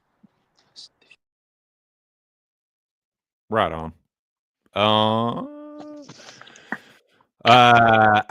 Adolf Mitchell. Talk to me. Which one was it? Bill? Was it Joe? I think it was Mills. Mills is the one that said this is an A+ card. I believe, right? That was the other black guy. It was some. I didn't know it was a black guy that said it. I'm just saying which one. It was not me that said it. Yeah, I'm fucking with you. We're just God, testing yeah, the waters. you're totally living up to this fucking avatar. No, I was playing. My Sorry. wife is Colombian. God damn it! No, listen. Yeah, this fight right here, nasty work. This is what keeps it from being an A. This is what keeps it from being an A+. You cannot. This is filth. This is oof. So this fight could go so many different ways. Would never touch this with your money. My biggest fear with Shamil. See, earlier this week I was talking about the possible parlays, joking with him about what he's going to come up with on the show. And at first I thought, Shar, not somebody I want to parlay with one eye against a guy like MVP. But then I thought about it, less concerned about that, more concerned about this. For the sake of, if Thomas Peterson gets on top of him, Shamil has shown no ability to get up. That's what worries me. And Thomas Peterson is like, he's a JUCO champion wrestler in college. Like, this is not. Fuck that. I'm out. I don't want nothing to do with this. It's dog or pass. Big pass here. Right on. What do you think, Moiz? Good to have you back. Look, you wrote Gaziev, right? That's what does Gaziev rhyme with? Gasiev, right? Gas. He's gonna gas. And the Norwegian guy is gonna win by third round TKO, ground and pound. Sure, Let's is that go, Swedish? Norway. Let's go, Norway. Come on, Hey, Peterson. what about the McKinney fight? You weren't here for that. Or Indeed. McKinney round one sub, and the Bosnian retires. I saw his brother was there, so it's a special moment, I guess. Gotta have family there for the big ones, I guess. Interesting. Well, thank you for that. Glad to have you back. Best of luck to all the Peterson backers, but I think y'all are hoping and wishing like fucking Robert Kelly. Anyways, but yeah, best of luck to you. Now let's take that key and put it in the ignition for this next one, dude. Get that R. Kelly reference. Anyways, so Naimov and Offley, we went in clockwise. We'll go counterclockwise. Cabot's finest. Tell me something good. Talking about me? Yeah, it's Cabot, Arkansas. Well, I'm Boshing mine. So, yeah, I think Offley is awfully awful. I think Naimov is a guy that loses fights until he wins. So I don't know what I want to do with it. I guess I just don't see how Naimov loses, to be honest. Not in this fight. I think he's gonna find a way to connect with something that Offley doesn't like, and that'll be the beginning of the end. What do you think, Joey? if Offley tries to come in with a similar game plan he did against Santos, he might end up getting face planted again. So at some point, maybe round 2, name off by knockout. Interesting. I like it. Billy, what do you think about this fight? Naimov's gonna do some crazy, wildly bullshit. He's probably gonna come close to like finishing Offley. If not, Offley's gonna do like that BJJ bullshit when people like fall off their back and like that line hall shit. Yeah, he's gonna do mish that. of a position. And then like Naimov probably wins like 30-27. If they really cared about Offley and he just trained at the fucking camp in Australia and all that shit, what the fuck isn't he on the Australian card? It's true. It's damn true. Woo!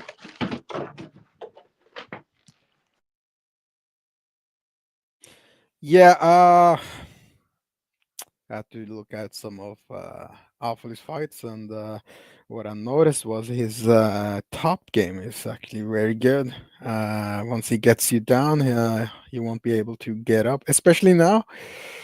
Name of last fight, he gave up his back one time in round 3 and got choked out. So I don't think he'll be a little more hesitant to give up his back. So this fight might actually be a lot more closer than the odds indicate. So I also do believe Naimov is going to grab the cage. So point deduction. The draw is live. But I'm picking Awfully for the upset decision. I knew there would be one. A card cannot go by before one of Moise's clout bets or picks. It's a numbers game. A million times, a million losses that you can sweep under the rug, but the one time you can just go a toe-to-so, Julian, a toe-to-so. So I respect it. I respect the game. You're consistent with it at least. But yeah, Naimov is going to crush this motherfucker. Awfully is like fluke sub, which Moiz will just be fucking tickled to death. Moiz will literally be doing backflips in the snow when Awfully hits, but he's not going to. He's going to get fucking obliterated. This was not set up for Con Awfully. This is set up for Naimov to fucking pound his face into the canvas or sub him or something. Awfully is a fucking I don't trust that. No, I don't trust Tajikistani fighters. Look at the fucking retard today. Moiz. This regional bias, notwithstanding. Let me turn on the cam for this. Do you not remember Rinat Fakhretdinov versus old bull from the PFL? Carlos Leal? Fucking robbery. That was. I know. You think they're about to do with the fucking Aaron's going to come in here now. Wow. Aaron's coming. I can tell. He's coming. Man. Yeah, Moiz. Moiz, come on. Yeah, Moiz. Moiz, seriously, dude. Do you not remember that fight? That if there was ever a thought of people getting robbed, that was one time. That was a robbery. Blind broad daylight. Oh my god! I got to double down now. Round 3 submission, Awfully. Let's go. I love it. I love it. Just PayPal me, man. Yeah, exactly. Yeah, I'll place the bet for you. I'll place the bet for you. I promise you. We'll throw some DFS lineups in there. I'll tell you what a good Aaron in here. This is still one of my favorite ever juxtaposition moments. And I know he knows exactly which one I'm talking about, and Billy probably does too. That moment, we're sitting there all fucking dejected, like, fuck, dude, we just lost this. We just lost another one. Like, god damn it. Like, we should have known. And Aaron is just sitting there like Marcus Aurelius, just like as stoic as he can be. And we're all just kind of sitting there, terp. And then all of a sudden, out of the corner of my eye, I just see Billy throw his arms up. We got it. And fucking Aaron is just Homelander, dude, just like watching that fucking propaganda film and just because he knew, dude, he knew it. That's still one of the craziest, like, that was terrible. Just opposite ends of the spectrum moments. Giving us Christmas, bro. That was crazy. And one of those judges said 30-27. I mean, that's frightening. That was crazy. That was the worst card ever. But oh my god, 30-20. That's almost as bad as Cheeto getting a 48-47 against Sandhagen. But Cyril Brown handled that nice. It is, though. I mean, I hear what you're saying, Bo, definitely. But I think, dude, MVP is the one that everyone thinks is a free square. Like, he's going to be the fucking value loser. But we'll get to that one. Yeah, did everybody go on Naimov versus Awfully? I'm glad somebody said Awfully. I'm not surprised at all it was fucking Moiz. But did everybody go? I think. Speaking of juxtaposition, Aaron's got to stop going on your show whenever you guys have one of those crazy fucking long big favorites. Remember Gon versus fucking Drago? Jesus Christ. Same situation. Same shit happened. Everyone freaking out. That was what he was just talking about, was the Gon one. The Renat. No, it was Gon and Volkov. No, the Renat one was more of Aaron. He was on there for the ring rat. He was like, nah, bro, I actually think Rinat Fakhretdinov won this fight. Oh, the Leal fight. Yeah, he was not happy about that one. No, neither one. I mean, Jesus Christ. You guys cursed him. Why are you guys thinking this is going to be a robbery? I mean, Awfully is a Muslim. He's from Turkey. He's from Istanbul. That's closer to Riyadh. Do people actually know that, though? Like, will the crowd know that, Moiz? Colorado, bro. He is Turkish, though. Yeah, that's true. Yeah, over the Tajikistanian. Who's going to be more fair? Like, come on. I want the mountain man. Yeah, give me. I mean, that's why Khan is gonna win, because Turkey delivers weapons to Saudi Arabia. So let's go. I'll tell you what. If that does hit, you will definitely have to hammer that home like that angle because That's I have not for heard that yet. And Turkey. like this is if for anybody listening, this is the kind of info that you can't get any fucking where else. So Yeah, shout I out to mean, Moiz. And you so Turkey gets camel milk and camels and oud and perfumes and good stuff. That's fucking interesting, man. That's fucking interesting. You know what else is interesting is that we have made it to the main card, gents. I don't think we were ever going to get there. That's my fault. The stream should have started a fucking hour ago, but or an hour before it actually did start. But Davis and Ziam has been bumped to the main card. Now I think that the Fourth Reich leader is kicking this one off. Me? Yes. Yeah. No, I didn't say jihadist, dumbass. No. Yeah. I'm on. This guy is so fucking funny, dude. Moiz always cracks me up with his fucking. He is fucking funny, dude. You're not funnier. Funny guy. You think you are. Man. I'm on Ferris ZM. I think these fighters. Look, I like Mike Davis a lot, and I get why people would be on him. I think you guys actually have a connection to him in some way, right? Well, I mean, he came and chilled with us on stream. Like That's what's up, man. That's really cool of him too. Dude, it was super chill. He is a hell of a fighter. Like he really is a good fighter. He doesn't fight a lot as much as I want, but he's a really good balance, and I get that. I just think these guys are going in kind of two different directions. He's very handsome too. I looked at his picture. So that's nice. There we go. Yeah, I think that he can win this fight. I just think I don't know, man. Ferris is just making so many improvements that he's just a different fighter now. So I'm gonna take a shot on the dog money. To be fair, I'm gonna be honest with you. If the lines were flipped, I'd probably take a shot on Mike Davis. It's just that close of a fight. So I agree. I think it should be a 50-50. What do you think, Joey? I know I was on Verzium against my boy Frivola, and I was sick to my stomach originally because my dumbass thought I had money line, but it was the KO, and then round 3, it blessed me. Who's the problem? I'll tell you right now, Davis is probably the more well-rounded. He has the wrestling, he has BJJ, he has good power in his hands. The only thing is I know he was off with injuries, and Ziam has been more active. I'm still going Mike Davis. I think he can mix it up, definitely get his own takedowns, and if he does get the takedowns, I know Ziam is very accepting to getting submitted in 3 of his finish losses. Mm-hmm. And if Davis does get the back, I think he's live to potentially get a sub. Mm-hmm. But if anything, I think it's a close fight, maybe Davis by decision. He is handsome, Zach. It's not homophobic just to say another dude is handsome. It's just being honest, dumbass. No, I'm just kidding. Please don't. That's how you spell handsome, by the way. Zach, hey, you're my best friend. Don't leave. I'm just kidding. You're not, but I'm saying that so you don't leave. Billy, you're up next. I'm all high and shit. What fight are we on? dude, me too. That's crazy. Nah, you know, like when you start answering text messages from girls, you're like, damn, maybe I should actually read what the fuck they're saying. Once upon a time, I knew that. I knew about those whores a little bit, but not anymore, man. But what do you think about this main card opener, Mike Davis? Oh yeah, that's the reason why I can't be on the hot mic talking about this fight. Great. I love Mike Davis to the core, but the more and more, bro, we're looking into this. Great. I hear you. I feel you, dude. What Moiz, just say something else that's gonna fucking infuriate me, like you haven't done it enough today. Just say something else that's gonna piss me off. Go ahead. Well, Ziam is a French point fighter, and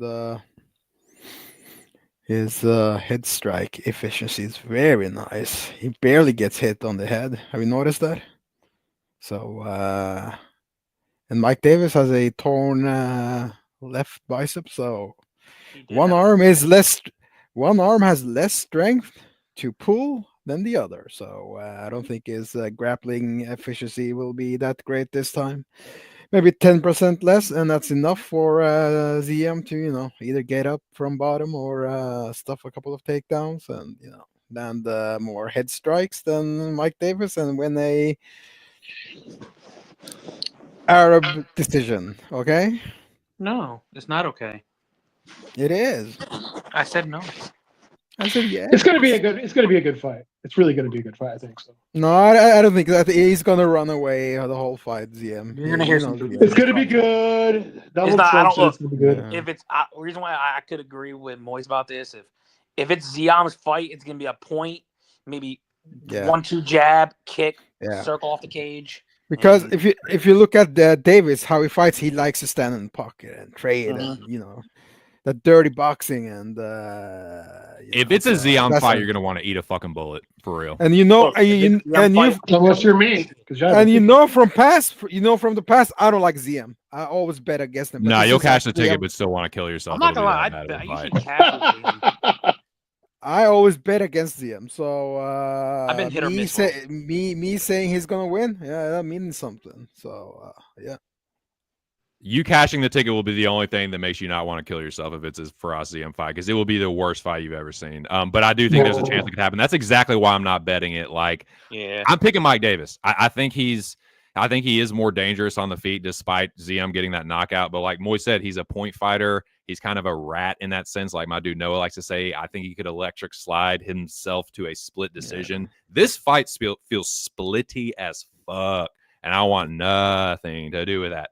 But you're right, Zach. I do historically, I've been a Mike Davis skeptic. Like, because I was a fucking Slava donk. I was just on all these other guys that I thought were better than him. But dude, the guy has earned my respect. Like, he just keeps proving me wrong. And now I've gotten to the point where, like Mick was saying, like, he's a good fighter. This is just one where, like, I feel like ZM could be a rat and just electric slide to his split. So I don't really want to bet Davis. But I said this on the show, man. Shout out to the podcast homies. Shout out to the fucking everyone that's been supporting that. I said that one of the segments on that show, that podcast, is The Price is Right, and this fight was on there. And I think the price is right, dude. Like, this is a pick your poison kind of fight. I think it should be like even money, like Mick was saying. I think it should be right. I think this is like should be minus 115 either fucking way. But if you like Mike Davis and you're really confident in him winning, that's a very, very parlayable line. It ain't even fucking minus 150, I don't think, unless I wouldn't be surprised if it was at this point, but like for a while you could get it under that. But if you like Ziam, you're getting him at plus money, dude, and he's a good striker, a good point fighter. I'm staying the fuck away, man. Give me Mike Davis, though. I think Mike Davis has a little bit of grappling upside. I think he has a little bit of damage upside. But I just think it's going to be greasy and close. So, yeah, we'll see what the fuck happens. But, yeah, give me Mike Davis here. Maybe I'm biased. But that was good shit. Good breakdown. No, I think that's a good close fight, man. I actually don't hate that this one got bumped to the main card. Speaking of good fights, though, and if I remember correctly, I think that Adolph's best old fishing bud, was pretty excited about this fight, so I'll let him kick this one off too.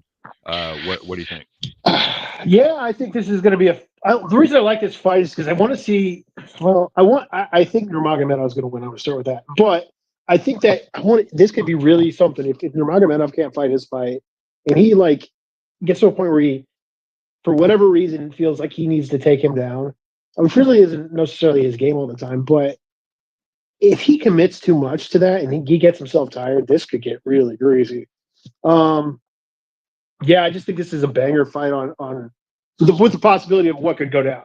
I think it could go so many different ways, and I haven't put anything in necessarily yet. I'm thinking about a late sub, like a round 2 sub for Said, but I know Oliver's never been sub, so.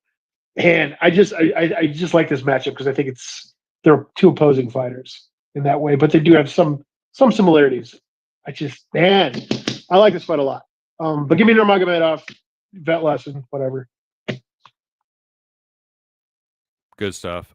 Joey DFS, are you ready for the thrill of this fucking fight? What do you think is going to happen in it? Good sir, you know I'm ready for the thrill because I'm going to tell you why. Nurmagomedov is going to make it 3 straight for the Planet Flag. And if Oliveira does not mind his P's and Q's and he tries to overextend, Oliveira has a chance to get caught. He can get rocked. He is chinny. We haven't seen it inside the UFC as much as of yet, but Nurmagomedov got sneaky little power, and if Oliveira does get desperate, Nurmagomedov does have submission ability. So you definitely need to mind his P's and Q's, and I am on my planted flag, SaidNurmagomedov. Interesting. Billy Briz, what do you think about this fight? There's a lot of I kind of agree with there's a lot of variance to this fight. Like I think I kind of want to sit back and chill and just watch this one as a fan. Should be a dope ass fight.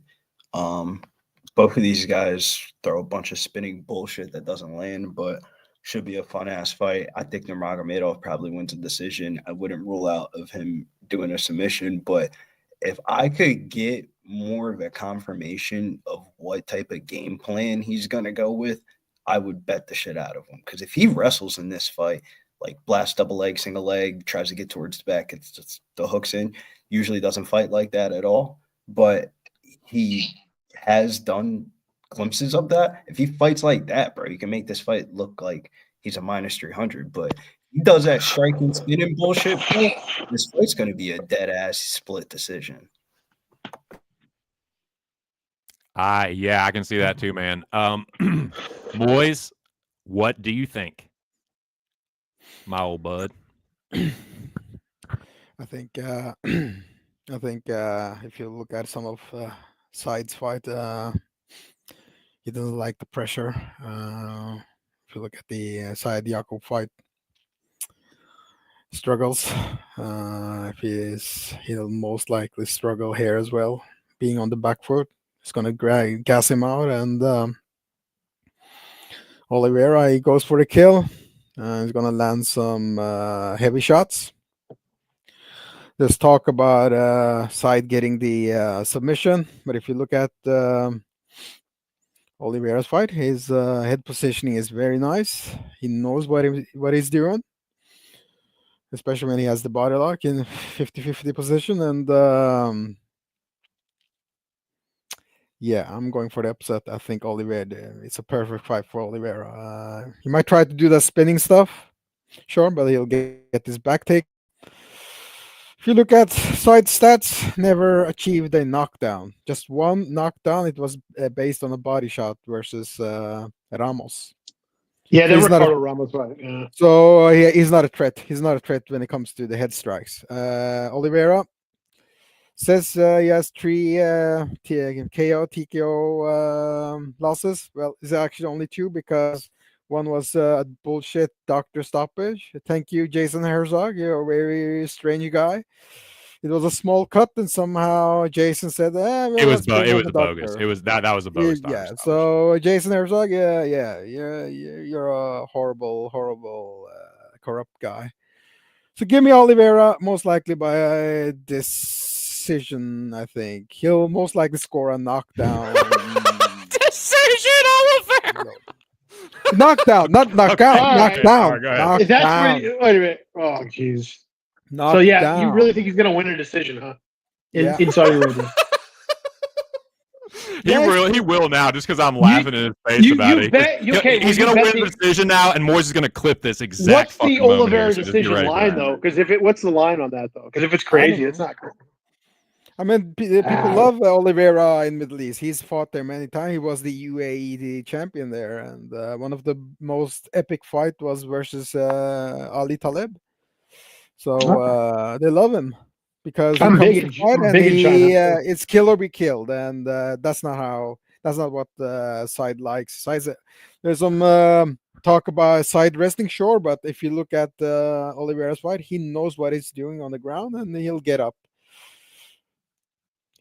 He retains guard, and he goes for a half guard, and he gets up. So War Lock Dog. There you go. Lock Dog will punish this guy. Well, Moish, you've convinced me not to take any action on this because I was on the fence, and now I'm just I don't know what to think. I probably should take action. I'm pretty indecisive. Bernardo Sopai is a fucking greenhorn, and he had this dude on all kinds of fuck street. Now the win over Ricky Simone is decent, but Ricky Simone is a very meat and potatoes boxer. Said is nothing like that. This dude makes too many mistakes, man. Low Dog makes too many mistakes. He fights too recklessly. And yeah, there is like that fucking TKO doctor stoppage was bogus, dude. That was a bullshit doctor stoppage. But the other 2 times he got knocked the fuck out. I mean, he got slumped. And Said doesn't have like knockout power on the feet, but his ground and pound ain't nothing to fuck with. So like if Low Dog ends up on the ground, and he is fucking going to, like if it gets hairy for Said, Low Dog is going to be taken down because he just can be. He doesn't have great takedown defense because he likes to fuck around and do shit that's just not going to work. Said has underrated grappling, which is crazy for someone that has his knee submit. He's known as more of a submission threat, but yeah, I think he has a little underrated wrestling, and especially against a dude like this who just, he's so sloppy. He's sloppy, he's chinny, and I think he's a little overhyped. I'm sorry, I hate to say it. I think Ricky Simone is a little bit overhyped. I think Low Dog is being a little overhyped here, and I think Said is going to fuck him up and stop him. Ricky Simone might suck, but he has 5. What the fuck is Casey, going one on? thing I will say about the fight, they were playing ping pong Ricky together. Simon has 5 knockdowns. He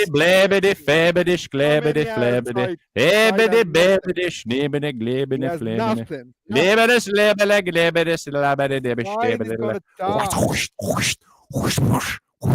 It's gonna get clipped death.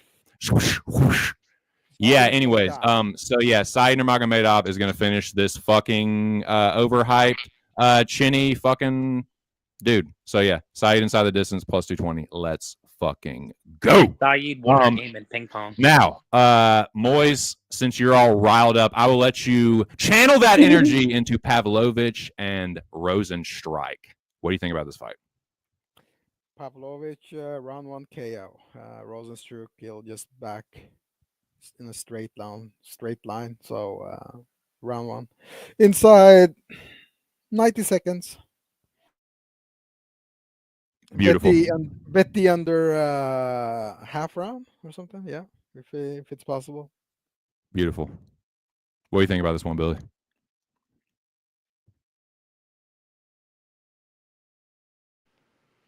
You, Billy, stop talking to your cheat guys. Can you hear me? Crisis. I gotta find my wallet. Oh shit! Oh, yeah, definitely. Find God. that. What are you- Godspeed there, brother. Joey What are you DFS. What do you doing, think? Josh? Billy, don't lose your card again, bro. But no, realistically, I know I told TC earlier I'm considering Rosenstrike, but everything I was watching and Moiz pretty much pointed out, at least early, Rosenstrike is looking to counter and just not really try to throw much, and all Pavlovich needs is really one. And if you look at as of late, yes, Rosenstrike's on this win streak, but it's none of the dudes that Pavlovich been, knocking heads off shoulders to. And I think this is the get back right spot, Pavlovich by knockout. Nice. Thank you. What do you think? Fishing bud. Yeah, I think this is going to be Sergey. Unfortunately, probably under 60 seconds. The thing is that this is going to look a lot, I think, like the Drago fight against Rosenstrike. I like betting Biggie Boy as a dog. I know you do. The problem is that I think he's one of those guys. He's not top 5. He's also not like bottom 15. He's just kind of in that Derek Lewis purgatory, and this is just too much for him. That's just my opinion. I just think he's going to get overpowered. And but if this guy lost his mojo to the point where, like he did the last fight, where he respected his opponent too much, he respects Biggie Boy too much, he could be in a similar situation that he was in the last fight. So he's got to be careful because Biggie Boy can hold that cardio. So I'll give him that. But I get it. If it's a nice money for a heavyweight fight, I just think Pavlovich is just gonna roll through him, shit through a tin horn, ball. Yeah, I agree, Bo. I think I kind of think it's Rosenstrike. He likes to hang around and then be the guy to put it on his opponent later. But like Sergey doesn't fight like that, dude. I think he's just kind of blitz him like Ngannou. Like, it's going to be like a poor man's Ngannou kind of blitz, and he'll just clip him. He pulls his chin back too much, Rosenstrike, and like he'll probably even hit him with some counters. But like, dude, it's I don't know. I don't think Sergey's losing 3 in a row, but it's not something.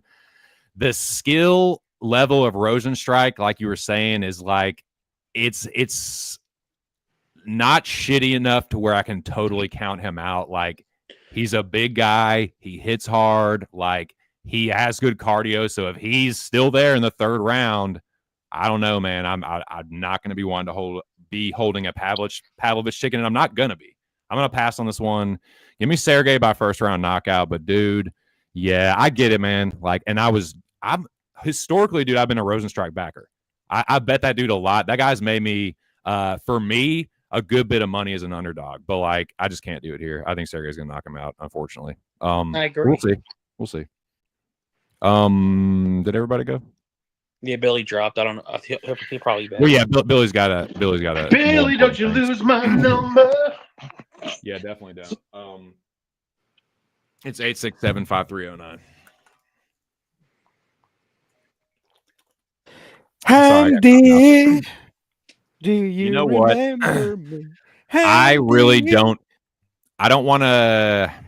Trying to think about how we should start this one off, because I've definitely got a passionate take about this one, but I'm gonna go first because I don't want to I don't want anybody else trying to retort while I'm saying anything after they've already gone. So I will go first on this one. I feel like I've talked about this ad nauseum for years now. I think that Michael Venom Page, dude, he might be the most overrated fighter ever. The way people talk about this motherfucker, you would swear that he is a once-in-a-lifetime generational striking talent. You would swear he's championing, but you would swear this motherfucker is Poeton by the way that people talk about him, dude. He's never won a fucking real belt. His 3 best wins are a decision over Kevin Holland, a split over Douglas Lima, and a decision over Paul Simtex Daly. And I swear to God, people have the craziest fucking, I don't know. This is a Joe Rogan thing, man. Joe Rogan did this. It's not the first time. It won't be the last. But this dude is a fucking can-crushing hype job, and Shara is going to fuck him up, dude. This MVP thing, everyone is on MVP. So congratulations being on the public underdog that every fucking greasy capper Fargate is all over, dude. Shara's going to win this fight. He's not losing a decision. And if you think MVP is going to knock Shar out, you have not been watching Michael Venom Page's career, because he has never knocked out a good fighter. Ever, dude. Everyone he has knocked out is either a jobber, way past it, a fucking taxi driver, or, again, someone that doesn't belong in the ring with him at all. He is pure fucking hype. Shar is going to fuck him up.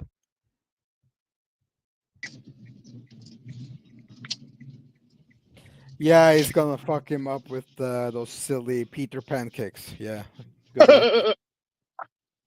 Faggy kicks? No. That's a main What's problem Venom with, Page going to do to win? He's gonna crush his fate with a flying knee. He has one eye. Let's give him in. Yeah, because Dude, he's when he did- Evangelista Santos with 12, literally a dozen knockout losses. If one more person big ups MVP for knocking out that fucking heavy bag he has piece several. of He has shit, several, I'm he has fucking several lose flying it. knees. Evangelista guy has Santos only one fucking eye. sucks, dude. All he He has is to do- nothing compared to Shara. All You're he drunk. has to do is to fucking eye poke him in round 1, and round 2 we get. Oh yeah, that's exactly what I thought. That's a better take than these That's all he has bullshit to do. MVP takes. Yeah. So MVP by knockout. It's gonna happen. Fucking eye poke. He's not gonna be able to see. So let's fucking go. MVP plus 600 KO. Round 2. I don't know. Probably 3,000. Who knows? All right. I'm gonna say this. You said MVP, Moiz. Yep. All right. So you're going for most valuable pussy. Good to know. Shara's gonna end up winning this fight. So there you go. Keith.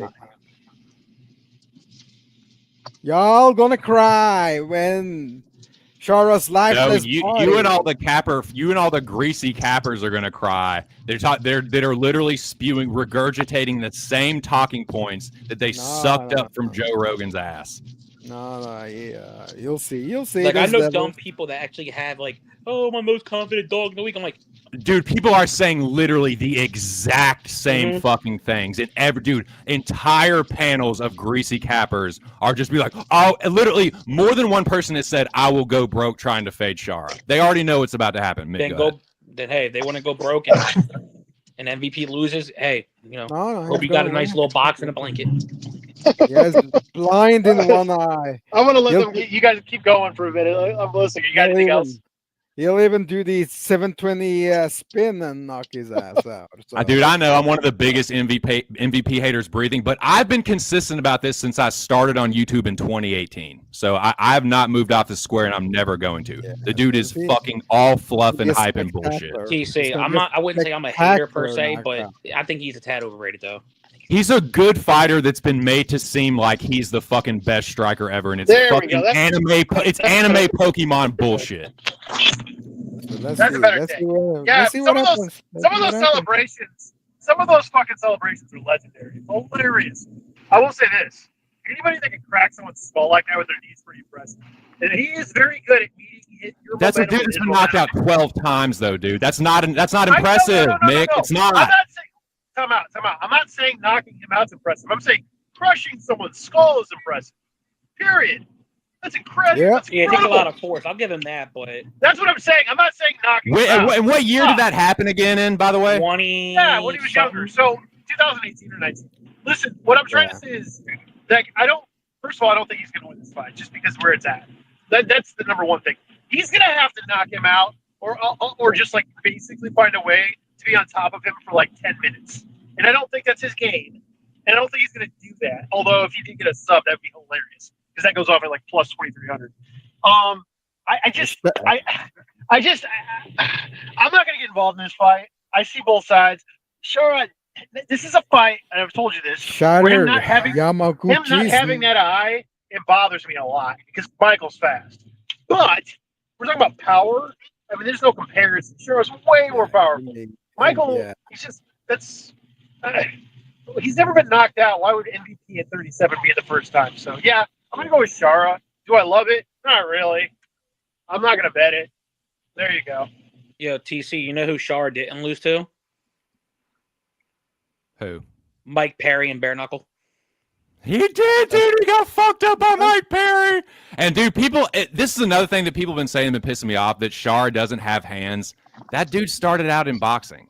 He doesn't have hands because he's an incredible kicker and he can whoop people's ass with his feet. He got kicked out of a Russian gym for not wanting to wrestle and shave his beard, so he went into kickboxing. Dude, this is another thing that people say that's such bullshit. At this acting like, oh, dude, he outstruck Kevin Holland. Holy shit, dude. Yeah, oh, my fucking God. That must be the most incredible achievement that a mixed martial artist has ever fucking achieved. Decisioning Kevin Holland and cracking Ian Gary with a couple right. People are like, well, dude, Ian Gary's a good striker, and he fucking turned him. Dude, Song Kanan. He was fucking up.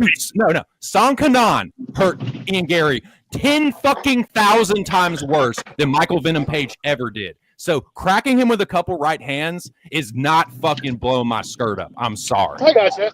Hey, how about Jordan Williams? He really fucked up Ian Gary. Holy fuck. Seriously, people have hurt that dude way worse, but everyone wants to suck Michael Venom Page's ass because they love sucking up Joe Rogan. I'm gonna clip this when fucking MVP is going do it. Because you're wrong. I like MVP a lot. I just think this is a bad situation. It's a bad situation where the fight's going. It's in where it's at. I give it within the next 2 fights, no matter if MVP wins or loses. Especially if he loses, he's gonna be in that karate combat shit and do that shit. Just seriously, man. He already said, like, I'm not staying at 185. He already knows what's about to happen. He's going to lose a decision. He's going to smile it off and get his money and go back to 170. He's not. He might get knocked out too. I saw him live in Illinois get knocked out by Douglas Lehman. His chin is. I'm just telling you right now, his chin is not that good. It's really not, and that's why he fights the way he does. It's not, and he's not used to getting hit by 185ers that are good strikers. Like, People are talking about, dude, Shara might be the best striker he's ever fucking fought. Who's better? Ian That's the Gary? point. No. A basic ass boxer? Logan Storm. Paul Daly? Fuck this guy up. Basic meat and potatoes Ian Paul Gary. Daly? He's the Ian best Gary. striker? I'll tell you right now, Ian I'm a Gary Paul would Daly guy, and submit that's false. I mean, Ian Gary would need 60 seconds to submit Shara Bullet. Let's be honest. 60 Yeah, seconds. that's probably true. 60 seconds. Don't I mean, if 60 seconds, yeah, then give me MVP by submission as well. He can do that as well. Maybe a toe hold. Maybe a heel. Yeah, when his submission in Again, Bellator was ridiculous. That was shenanigans. But fucking Michael Venom Page's shenanigans. He's fucking Fugazi and shit. Anyways, he's Fugazi. Kevin Holland's Fugazi. Fucking Ian Gary's overrated. Holland This is already all got like and Antonio Trocoli is the gift from the gods, I presume. Let's fucking go. TC, you saw MVP. that? Fucking Let's go. Kevin No, Holland's a you're right. frontline No, you're right, runner. Moiz. You're right, Moiz. The 25 cans that he fucking smashed in Bellator, those are the fucking best. That's the best the world has to offer. Yamaguchi is not a can, so let's be He's a real. jobber, dude. He's a jobber with Oh, a shit record. No, Gordy he's not sucks actually now, good. dude. He's not been the same since that injury to Michael. Oh, he's not been the same fighter. He's got pretty good jiu-jitsu, though. He's a good jiu-jitsu fighter. I mean, Two wins against He's a Naaman middling Gracie. ass fighter, dude. What the Shara- Naaman Shara- Gracie do with this guy? Shara hard is to not say. a It's- middling ass fighter. He's just not. It's He's a Bellator, good so fighter, much- man. Shara's a good striker, and I think he has potential to be a special fighter. This is MMA. Guys, but this is MMA. This is the argument I was making about Usman earlier. That Billy, when he was getting a little, Usman's not fighting anyone. It's Bellator. Same thing with MVP. He's not. Who's he fighting? Nobody. Exactly. Both these He didn't guys. even become none of them- he didn't even become champion in an inferior organization that no longer fucking exists. He should have won that fight, but yeah, I agree. Anyways, I've talked enough about this, and watch. No, you're right. MVP will win this fight now, and Moiz will clip this, and it'll be and everybody can That's told you. you'll probably love this one more, but you know what? It's not gonna happen. Shara's gonna win. But anyways, we've talked about this for too long. Shout out to the 5 people that are still fucking here. At main event, boys. Adesanya Imavov, Moiz, my faithful co-host. What do you think about this? After some thinking, I have to go with Adesanya by decision. I think Imamov wins round 1 and 2, and then the wet savviness will be there for Adesanya round 3, 4, 5. Wet lesson, I guess. So I like it. What do you think, Adesanya Joe? by decision. Adesanya decision. I love it. Joey DFS, what do you think? Before I make my pick, Kevin Holland already has a new fight lined up against Gunnar. What's his name? Boy from Canada, Yep. the mustache. Gunnar Nelson. Yep. Gunnar Nelson, yeah. Gunnar Nelson. Gunnar Nelson. Oh, like, you just get choked Don't out. say it wrong, dude. Moi's gonna swing over there. Moi's gonna You're paddle right. over there in that long ship. Fuck you up, Joey. But look, that's why I was like Kevin Holland's there for checks. That's all I give. That's all there before. But fuck him until we get to that fight down the road. I'm on Adesanya. Adesanya by decision. Nice. Yeah. My turn, I'm guessing. Yes, sir. Yeah, so I think Adesanya wins, but I want nothing to do with it. Just because I haven't seen a good version of him in a couple fights now. You could this would be. I don't know. You hope that you don't have to deal with a robbery in this one if Adesanya actually wins. I'm worried about his motivation to fight more. I'm not gonna lie to you. He's Look, done everything. But he does. If he cares about his legacy, he can win this fight, obviously. So. and Got to see it, though. Got to see it. So Adesanya's the pick, but not very confident enough to bet it. think about this, and I know this benefit me and TC's pockets more. Before he actually, I don't know if he hit the quit button or he's like, all right, DDP is your time.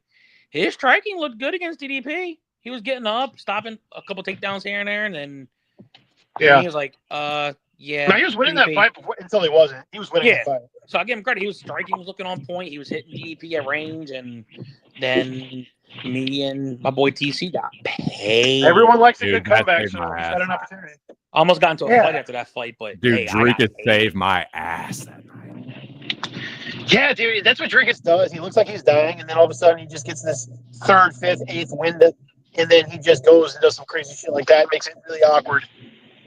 He Takes does you have down. insane heart, man. He really does have heart. You can say Yeah, what you want. and- I don't really like the guy, but he's got fucking heart and determination for sure. But what's crazy about that too is like you're in a good position where you look like this guy, he's about to sell out.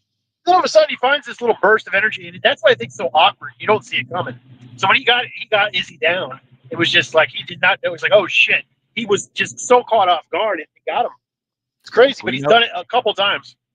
He has, and you know what? That's a really good point, Mick, because that's the reason I'm picking Adesanya. Not the reason, but like Imavov is a little bit more traditional. He's a good striker, but I think his striking is a little bit more orthodox, and like it's not going to be coming from crazy angles, and it's not going to be have the power behind it. Like I'm sorry, I know he's got that knockout over Cannonier, but like that was attritional, man. Like not just in that fight, but over the damage that Cannonier's taken. Like that's Izzy's leftovers, dude. That's fucking Sean Jordan's leftovers. Like, man, like I know he's on a good run, but like I don't think he looked that great against Allen. I don't think Izzy's completely washed either. I don't want anything to do with it because Izzy could just lose another decision here, dude. Like we could be seeing like the slow but steady just like fall off the cliff here, but I don't think it happens, man. I think Izzy wins the decision.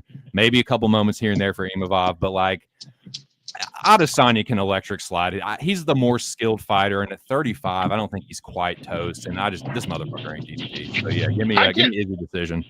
Would you consider a live bet if you get plus money live and it's early on in the fight?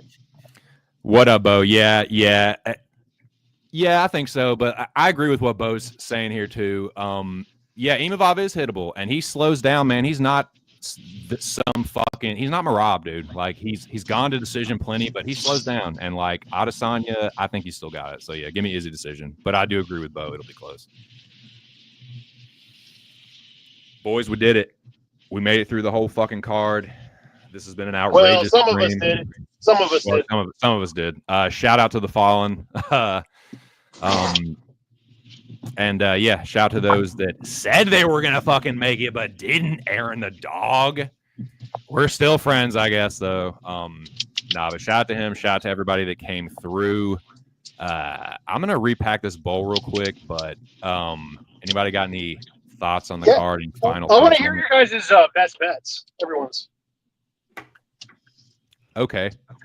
Moiz Audio, what's your best bet?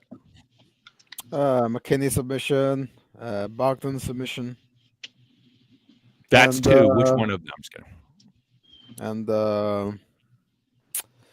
Hamdi round 1, McKinney round 1, and Sergey round 1. You can parlay those for 1-1-1 parlay, as we call it in the chat.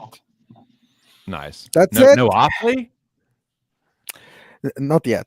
Not yet. I have to do some more thinking and have more success live betting recently. So that's more my niche now. So.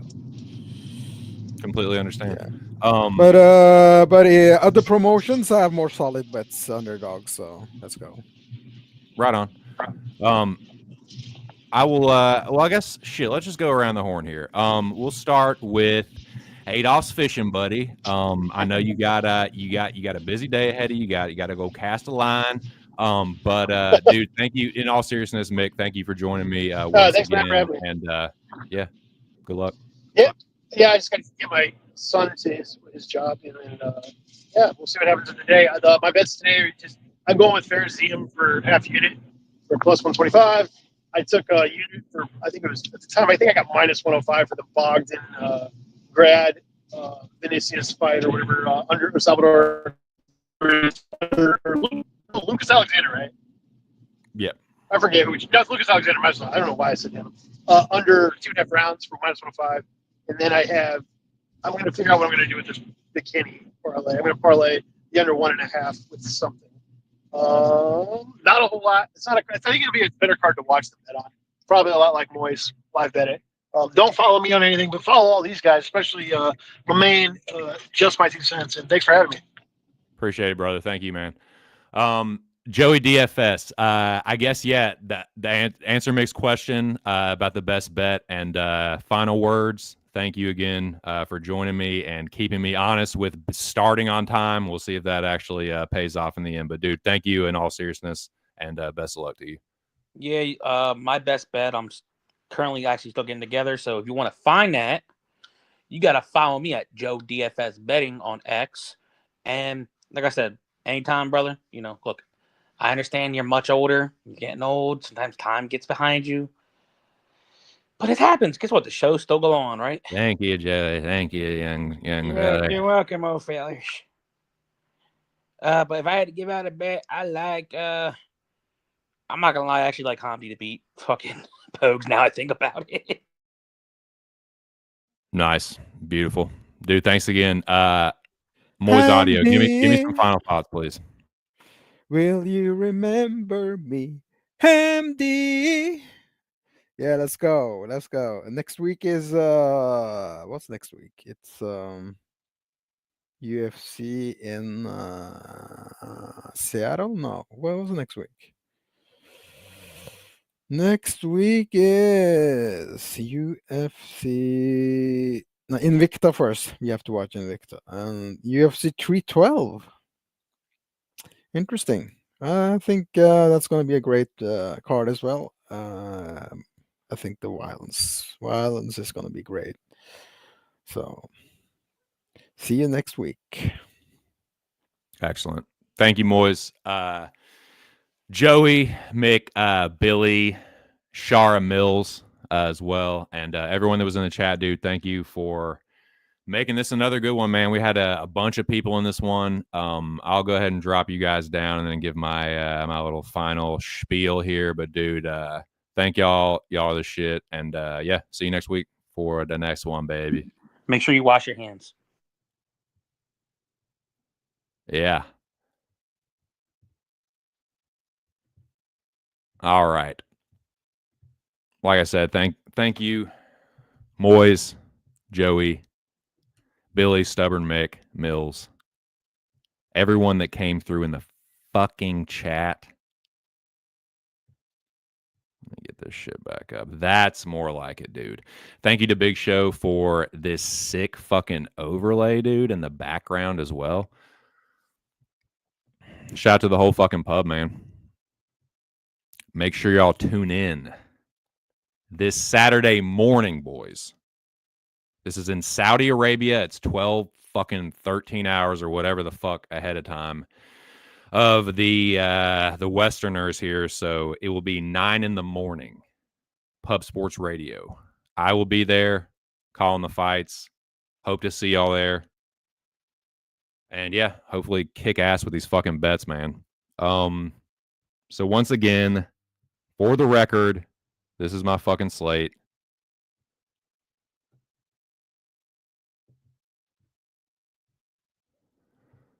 Myra Bueno Silva is my underdog. This is my parlay. Shout out to the Locker Room Talk podcast, boys.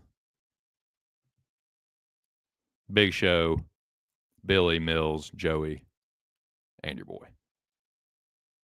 Tune in every Tuesday night, 11 p.m. Eastern Standard Time, Pub Sports Radio, for a new episode. There's a new episode out right now. Make sure y'all check it out. Sign up for the contest, pubsportsradio.com. There will be updates on that as far as the prizes and the format of the contest. So stay tuned, but sign up. Still the same place to sign up. Once again, sucking a fucking dong personally with fucking bets. But it's going to turn around this week, boys. These are your official weigh-ins, or the official weigh-in results, rather. Again, I didn't get to see, like, There wasn't a full video or anything, so I didn't get to see what the prelim fighters looked like pre-hydration. But yeah, watch the stare downs. Everyone looked pretty good at the stare downs. So yeah, that'll do it, man. Shout out to everyone that came through in the chat, everyone that came through on the panel. We'll be back next week for the next card. I will I'll make the thumbnail and all that shit and let you know what time it starts and all that. I'm actually going to do my best to be on time next week. I will be on time next week. So thanks again, boys. Y'all are the shit. Best of luck to you. Hope to see y'all tomorrow morning, 9 a.m. Pub Sports Radio for these fucking UFC Saudi Arabia fights. Best of luck to everyone, even if you're on the other side of me in these fights, I guess. But yeah, let's all make some fucking money, enjoy these fights, and they'll be done around 3 o'clock or so. But yeah, thanks again, boys. Y'all the shit. Catch you next time. Smash the like button, please, for the love of God. Subscribe to the channel if you haven't, and have a great weekend. Just my 2 cents. Catch you on the next one. Peace!